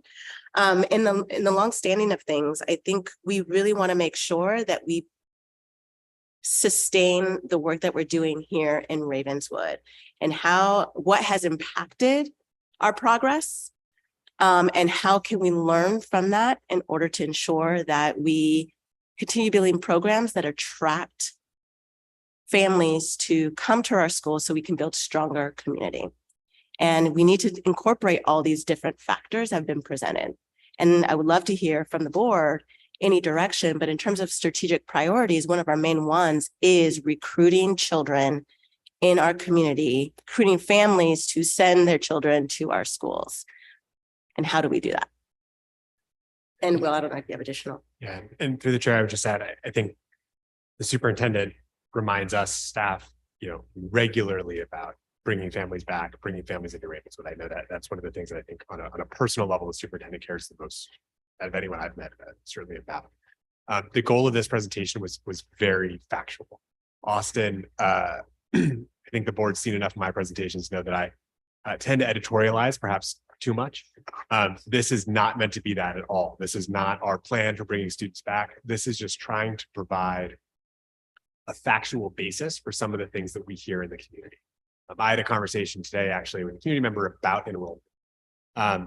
And this conversation, knowing sort of this presentation and working with Austin developing this, helped me anchor that conversation in facts, not some of the maybe myths that happen. And so as we have further conversations about charter schools to consider this programs, the goal of this presentation is just to be straight down the middle.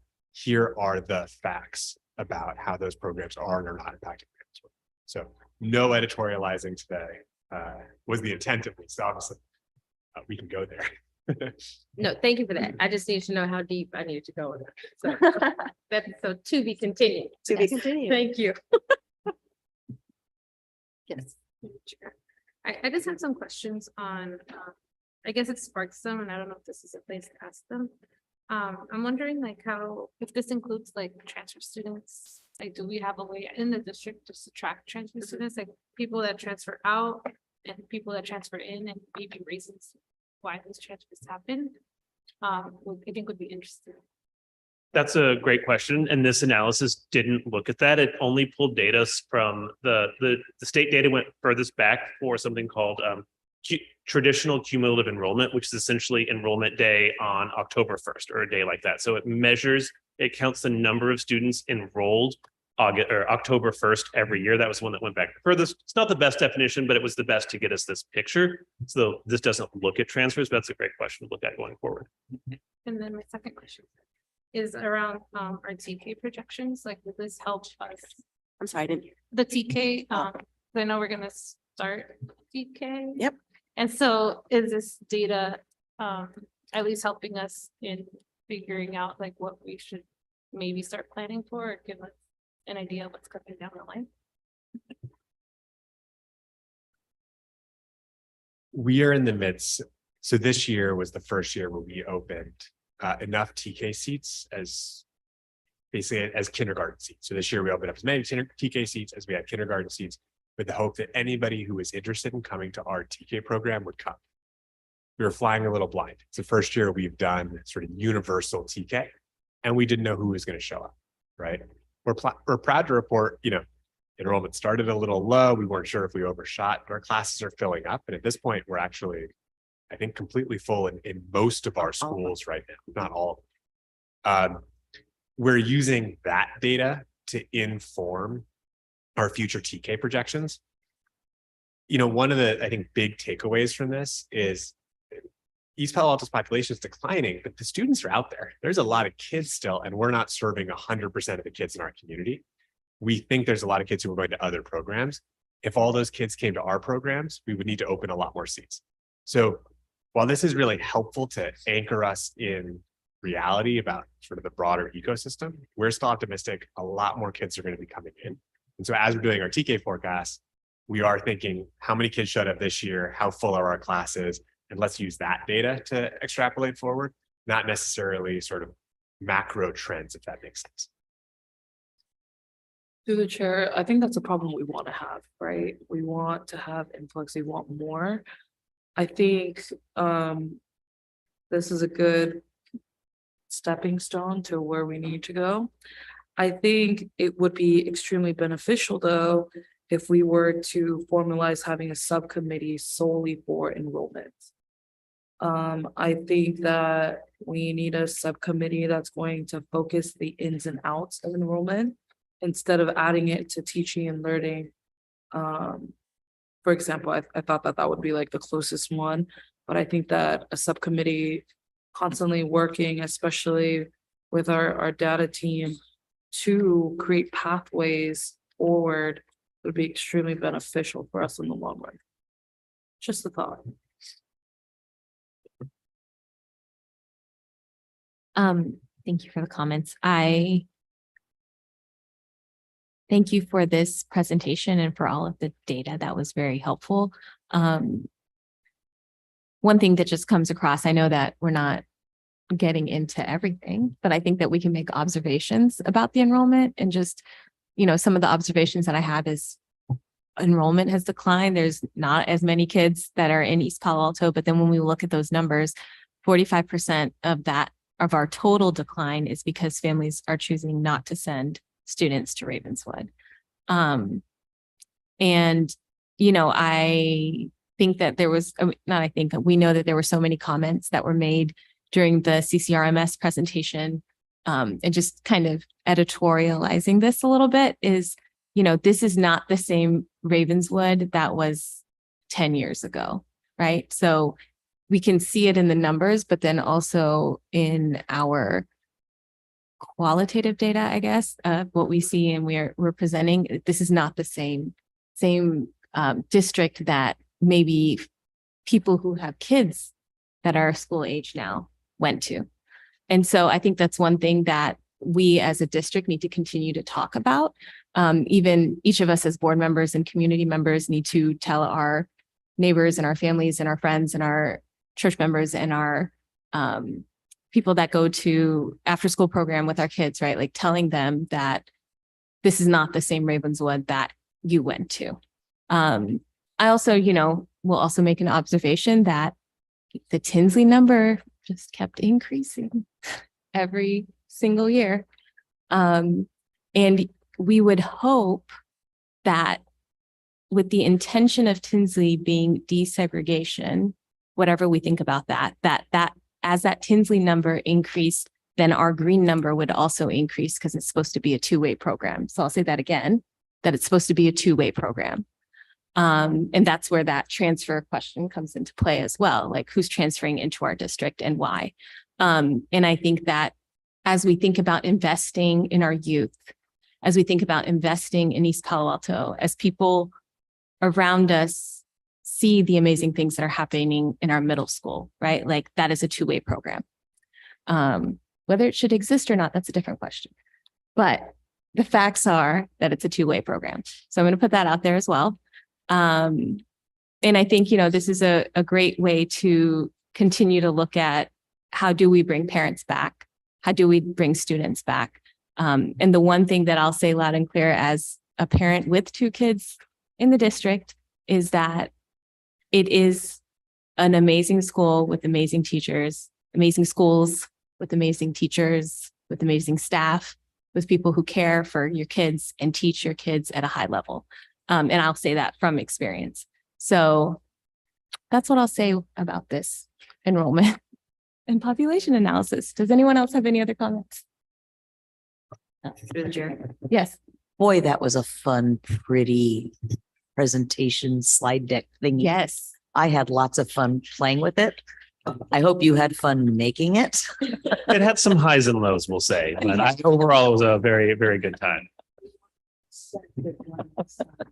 I mean, how long do you have? So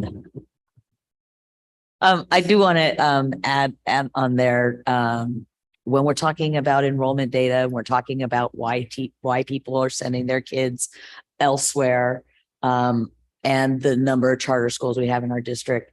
I just want to yet again bring up, I want to see their test scores and compare them with our district's test scores now and see, are those charter schools making any difference in the academic ability of the students that we are giving them in essence, and the parents thinking that those schools are giving them a better education.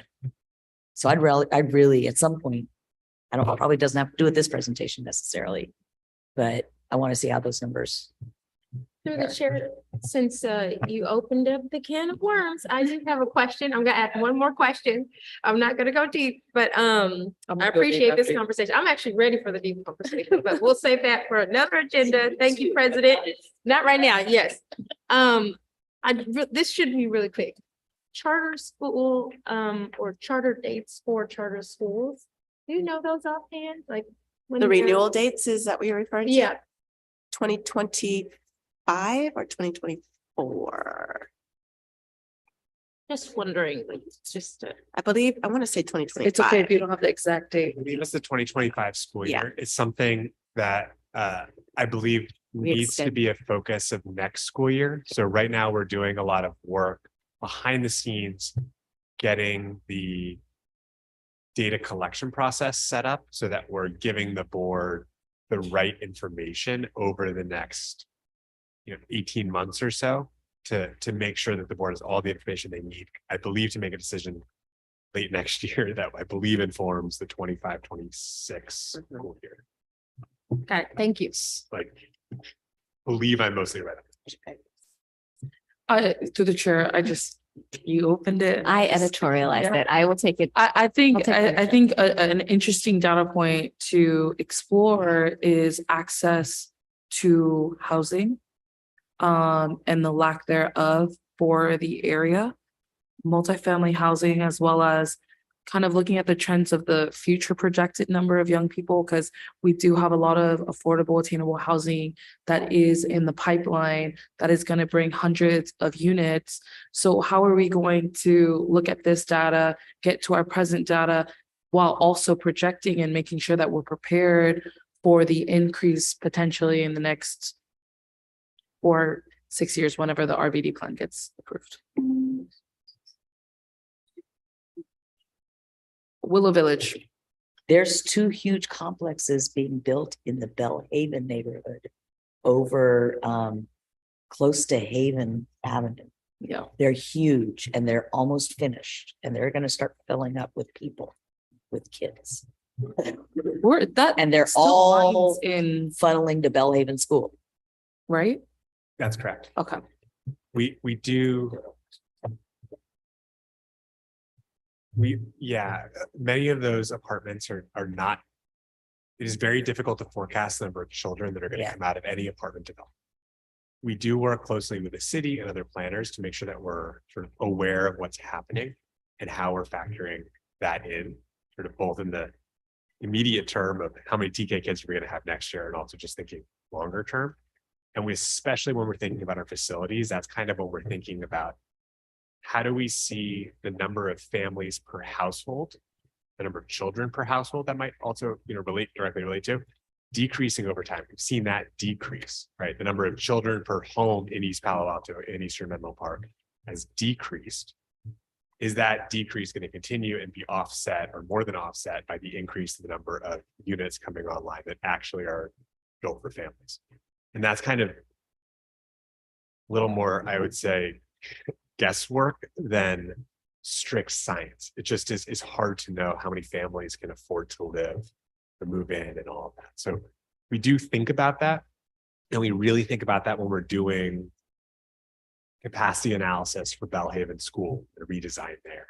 That's when we're thinking about those things, but I don't want to pretend that we could come to the board and say, here's a 30-year forecast with any level of confidence whatsoever. Thank you.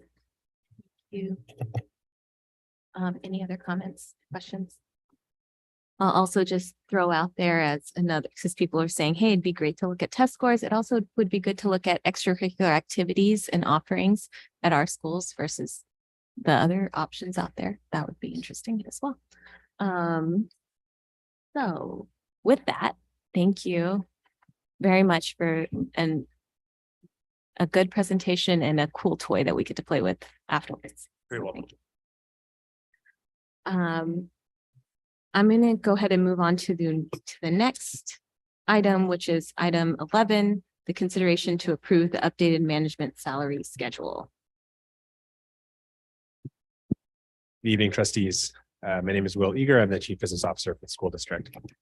Traditionally, this item is presented by Human Resources. Joan O'Neill, who is not here tonight, importantly, recently was right, and I wanted just to make sure the official record reflected that. Tonight, I am here, though, in her behalf to present the management salary schedule. The management salary schedule has changed significantly in the last several years. The last set of changes was focused on addressing, just as we did with our teachers and our other employees, the salary disparities in the area. We brought, you'll remember, all of our employees up to the top third in the county. With the exception of management employees, we brought to the average in the county. So we want everybody else to be somewhere between sort of 66th and 75th percentile. Management, we shot for 50th. We shot for average. What we're proposing this year for all of our staff is not those dramatic changes. We simply are proposing keeping up with the cost of living adjustment that we are seeing in our revenue. So we're proposing the same change for management, our teachers, and our classified employees, all of our employees, with the exception of the superintendent.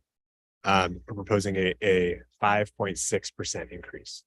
This is a large amount relative to other years, which are typically in the 2 to 3%. The reason for that is not because of a more generous policy. The reason is we are giving the exact same increase that we are seeing in our revenue.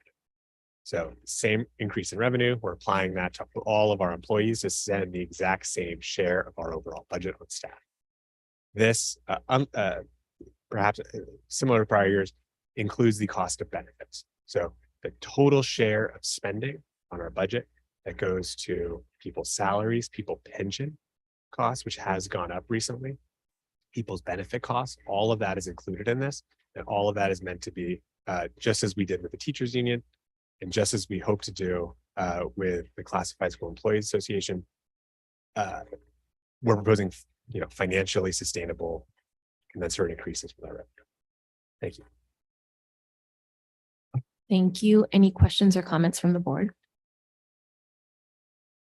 I see none, so I will take a motion to approve item 11, consideration to approve the updated management salary schedule. Through the chair, I move to approve the consideration to update the management salary schedule. Do I have a second? I'll second. Thank you. All in favor, say aye. Aye. All opposed, say nay. Motion carries 5-0. Okay, now we will move on to number 12, which is the superintendent's report. Very quickly. There was a newsletter that went out this Monday, so the board had a chance to take a look at the newsletter. In that newsletter, we did highlight that we continue to focus on instruction. Our assistant superintendent, Sarah Stone, and the instructional team are continually developing a mental model of what excellent instruction looks like. This week, we conducted a second round of walkthroughs with site administrators led by Sarah Stone.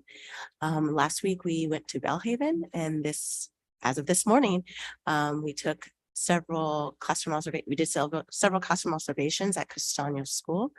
And primarily what we are doing is just looking at what's are being placed in front of students and trying to identify the instructional core. In addition to just providing site administrators of that site trends that we notice and some immediate next steps that potentially they can take with their staff, and then trends that we may want to address across the district. Also, Will, our CBO, Chief Business Officer, Will Eager, has launched the budget season. And so our school sites and our department leads have their budget to work with. Our school sites specifically are drafting their SIPSA goals and allocating funds to support their SIPSAs. And staff will be working closely and engaging their site teams as well as their families. And will also help the community at large understand the budget process. And so February will be a busy time. Thank you. Any questions or comments from the board? Thank you. All right, I will move on to the next item, which is the consideration to approve the proclamation resolution of 2022-2023, recognizing February 1st through March 1st as Black History Month in the Ravenswood City School District. Would anyone like to read it? Oh, wait, oh, yes, okay. Through Well, the chair, Yes, I'll make a motion to approve item number 13. does anyone second? I will second. Well, we'll both second. All right. All right, now, do I have anyone who would like to read it? Sorry, I didn't ask before. I'll be ready. Is Okay. that okay? Are you? Yes. The full, you want the whole thing? Want the whole thing? Yes, All yeah. right, here we go. How do you do the voice? Okay, okay. Proclamation, resolution number 2022-2023-16. Recognizing February 1st, 2023 to March 1st, 2023 as Black History Month in the Ravenswood City School District. Whereas Black History Month is an annual celebration of achievements of African Americans and a time for recognizing the central role of African Americans in U.S. history. And whereas this year's theme of Black resistance is set every year by the Association for the Study of African American Life and History, an organization founded in 1915 by Dr. Carter G. Woodson, the famed African American historian known as the father of Black history. And whereas African Americans have resisted historic and ongoing oppression in all forms, especially the racial terrorism of lynching, racial pogroms, and police killings since their arrival upon these shores, these efforts have been to advocate for a dignified, self-determined life in a just, democratic society in the United States and beyond the United States political jurisdiction. Whereas the observance of Black History Month calls our attention to the continued need to battle racism and build a society that lives up to its democratic ideals. And whereas in May 2021, the Ravenswood City School District created our anti-racist statement, acknowledging that racism has an inherent and permanent impact on our students' lives. We actively work to systematically dismantle the racist structures and practices in our schools. And whereas Black History Month is also an occasion to commemorate the countless contributions of African Americans, many of whom lived through and surmounted the scourge of segregation, racial prejudice, and discrimination to enrich every fiber of American life. And whereas Ravenswood City School District continues to work toward becoming an inclusive community in which all citizens, past, present, and future, are respected and recognized for their contributions and potential contributions to our community, the state, the country, and the world. Now, therefore, be it resolved, Ravenswood City School District, we got to vote before it's resolved, right? I'm just like, oh, we got it. We won. No, all right, I'm done. Sorry. Or should I say that part or we vote? Or we resolve it first? Oh, we said it? I'm saying it. Now, therefore, be it resolved. Ravenswood City School District does hereby proclaim February as Black History Month and encourages all residents and visitors alike to join us in celebrating this special month. And I won't read the next part because that's the vote. Yes, it's not passed yet. Okay. So does the clerk still need to read the title? No, okay. So all in favor, please say aye. Aye. No one opposes. It is passed 5-0. Awesome. Am I reading it now? Passed? Yes. Passed and adopted this 26th day of January 2023 by 5-0. Thank you. All right. Moving on to, well, I don't know if we need any questions or comments, but I'm excited for February, the month of February, and excited to continue the uplifting of the African American community in East Palo Alto and Bellhaven and East Menlo Park. Thank you. I'm going to move on to item number 14, which is board reports and communication. Is that right? Yes. Okay. Through the chair? Yes. We haven't had a meeting since December. So I want to say that I went to the Bellhaven holiday performance, and I have to say that the fifth graders sang the most hilarious song I have ever heard, called Noel, but it was not the Noel you think it was. I really think that going out and watching the kids perform is the neatest thing ever. And I wish I was able to get to all the schools' performances. But anybody who has a chance to go visit our schools, listen to our kids performing, it's really a treat. Thank you. Through the chair, I was able to meet with our trustee representative, Shawnee Stevenson, to the Sequoia Union High School District, and she is looking to further improve communication lines between our community of East Palo Alto and the Sequoia Union High School District. So she will be sending more frequent newsletters and information. So for anyone that's interested, reach out to trustee Shawnee Stevenson. Also, Happy New Year's, everyone. I hope that this year is even more prosperous than the last. Any other board reports? So I have a few. I have been attending the community of practice that is part of the teaching and learning subcommittee. And that's been really cool to go through a book called Street Data with the authors of the book that are actually leading the community of practice.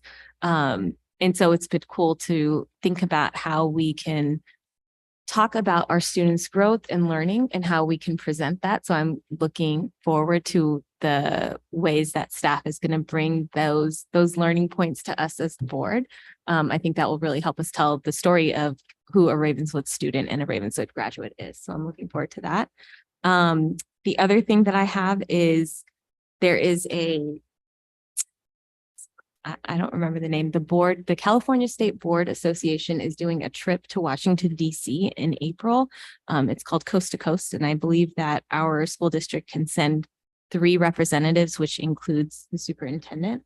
And so if there are any trustees who are interested in attending in April and are able to take that time off to please speak to the superintendent during their one-on-ones.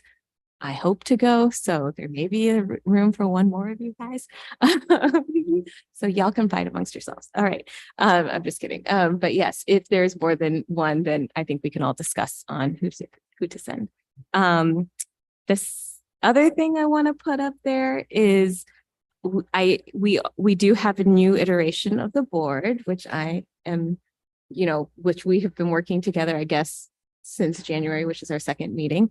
And so I was thinking that we should maybe do another board retreat just to all get on the same page again. And just to also, for me personally, being new to the board and never having served on a political committee before this, the board retreat was really helpful just to understand governance and kind of you hit the ground running, right? And I think that that's an important thing. So I think that that's something that we also need to talk about and schedule at some point. I don't think there was anything else. Yes.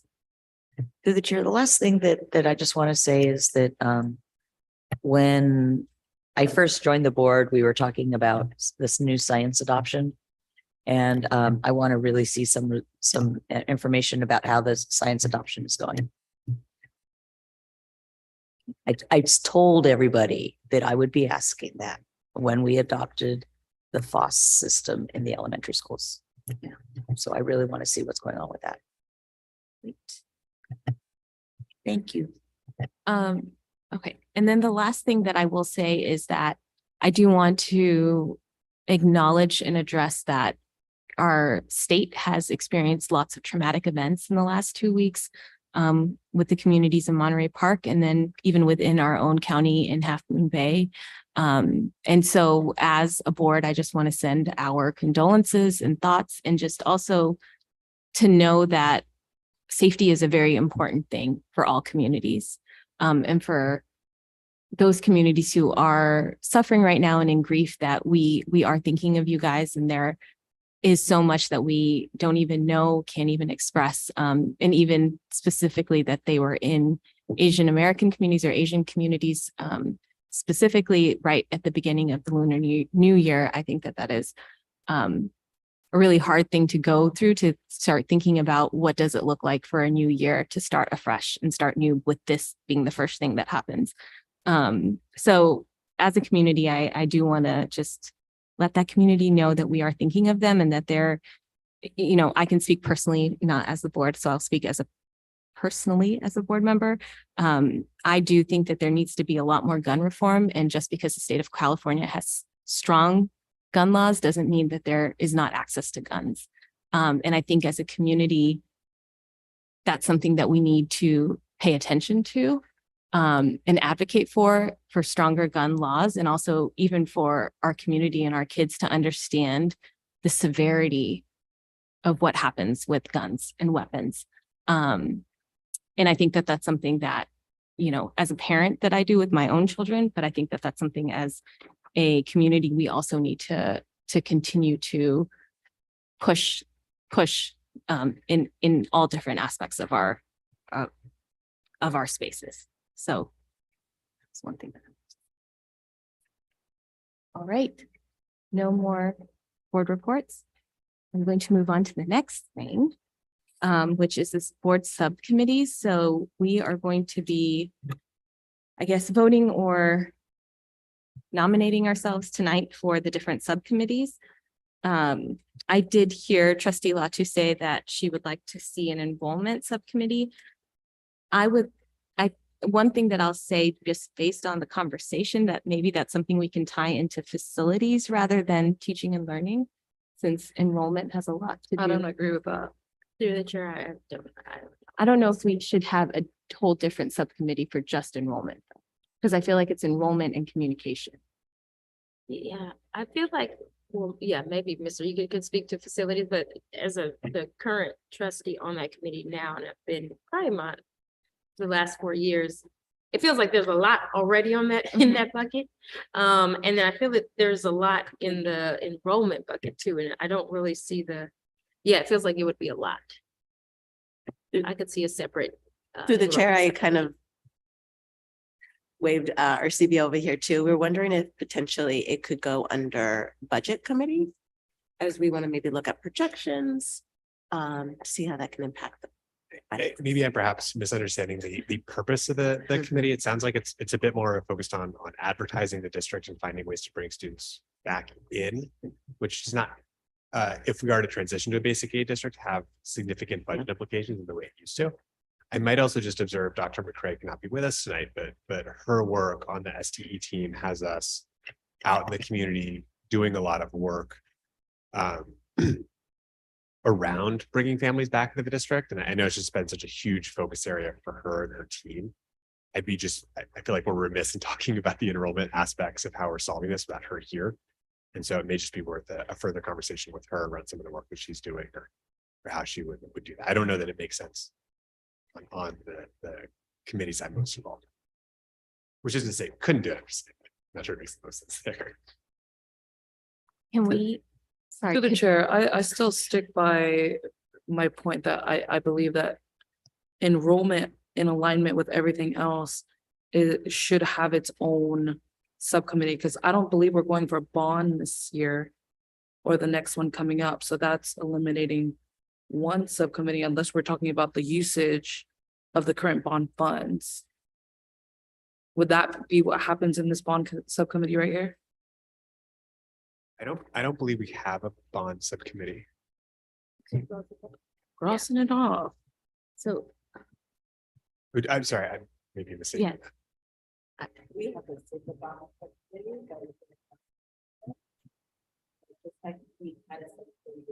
for the budget, we were first trying to establish policy. Every so up to the board. Through the chair, yeah, it feels like, yeah, it's my personal opinion, and maybe it just comes down to a vote between all of us. But I would agree that I could see enrollment being its own, bucket, because I think it does need a concentrated focus as well. That doesn't quite, like, these other things are impacted and but I think it might get lost under one of these other subcommittees, some of the potential topics. And it could be something that is short term also. It might not be long lasting like the facilities subcommittee per se. It could be a 2-year subcommittee or 1 year, like the strategic plan. I feel like there was a strategic plan subcommittee, on its own, not under teaching and learning.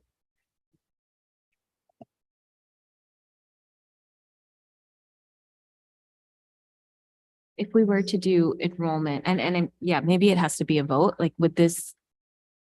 Just a question, would enrollment and Tinsley maybe be together rather than Tinsley under teaching and learning? Yep. So, I'm just saying we're volunteering to create a new committee that two of us would be volunteering to be part of. So this will be I'm going to say it's the enrollment in Tinsley, and I'm going to move Tinsley out of the teaching and learning subcommittee. So why don't we just go down the list? So, the district rep we already have voted on in our December meeting, which is Bronwyn Alexander. There's only one. The facility subcommittee. Through the chair, I like to join the facilities committee. I would like to stay. Ooh, interesting. There's so many. Hey. Since the three, I will. No. I'll give it to you, Trustee Alexander. No, I'll think about it. No, if y'all want, I can, I might leave you. Cause I have been there 4 years.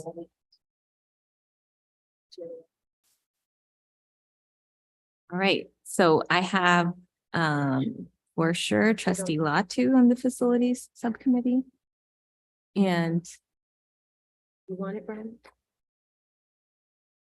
Not sure. I'm gonna leave for you. You want it or no? I'll leave. I love working with Mr. Eager every month, and on the facility subcommittee. So I would be leaving for a new person. I'll leave for you. Okay. okay, so it is going to be Bronwyn and Mele. Sorry, Trustee Latu and Trustee Alexander. Teaching and learning subcommittee, I'd like to stay on, so I'm gonna just put myself out there. Anyone else who would like to join the teaching and learning?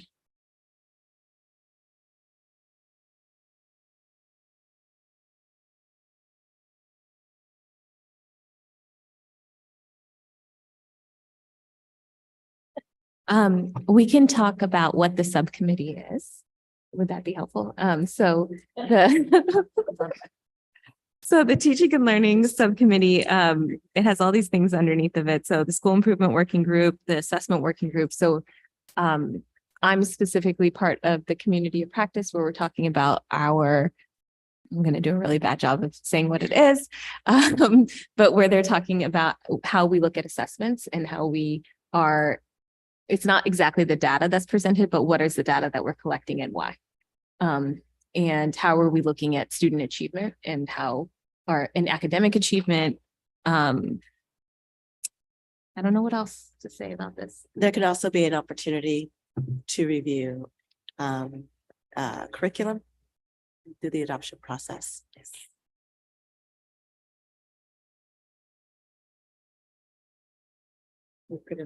So my thing jumped. And originally, Okay. Vice President Nunez on that committee. All right, I'm gonna go to the next new one that we created okay, we'll move that one to the end. The budget subcommittee. Through the chair, if that's still a thing, then I'm down to be on that one. Is it a thing? Mr. Eager? It's like, Maybe there's a season for it. It is budget season. We have not met the goal. The initial goal of the budget subcommittee was to help craft a budget when there was one. There was none. Right. And so that was sort of the that was really the initial intent of the budget subcommittee. We've sort of, I think, stabilized some of our processes. So we haven't, I believe, met, frankly, 2 years. We are trying to do, I think, in this budget cycle in particular, just a better job of making sure everyone understands what we're trying to do. I think we have the back end processes down, but I don't know that we've stuck the landing on publicly explaining exactly what it is.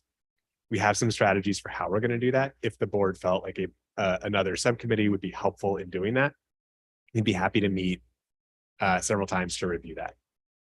I can't promise an award-winning subcommittee like the facility subcommittee, which I think has won best subcommittee several years in a row, but we can do our best over here.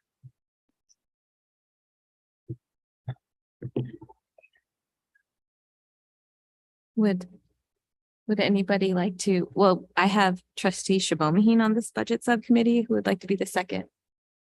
Who would like to be the second budget committee subcommittee?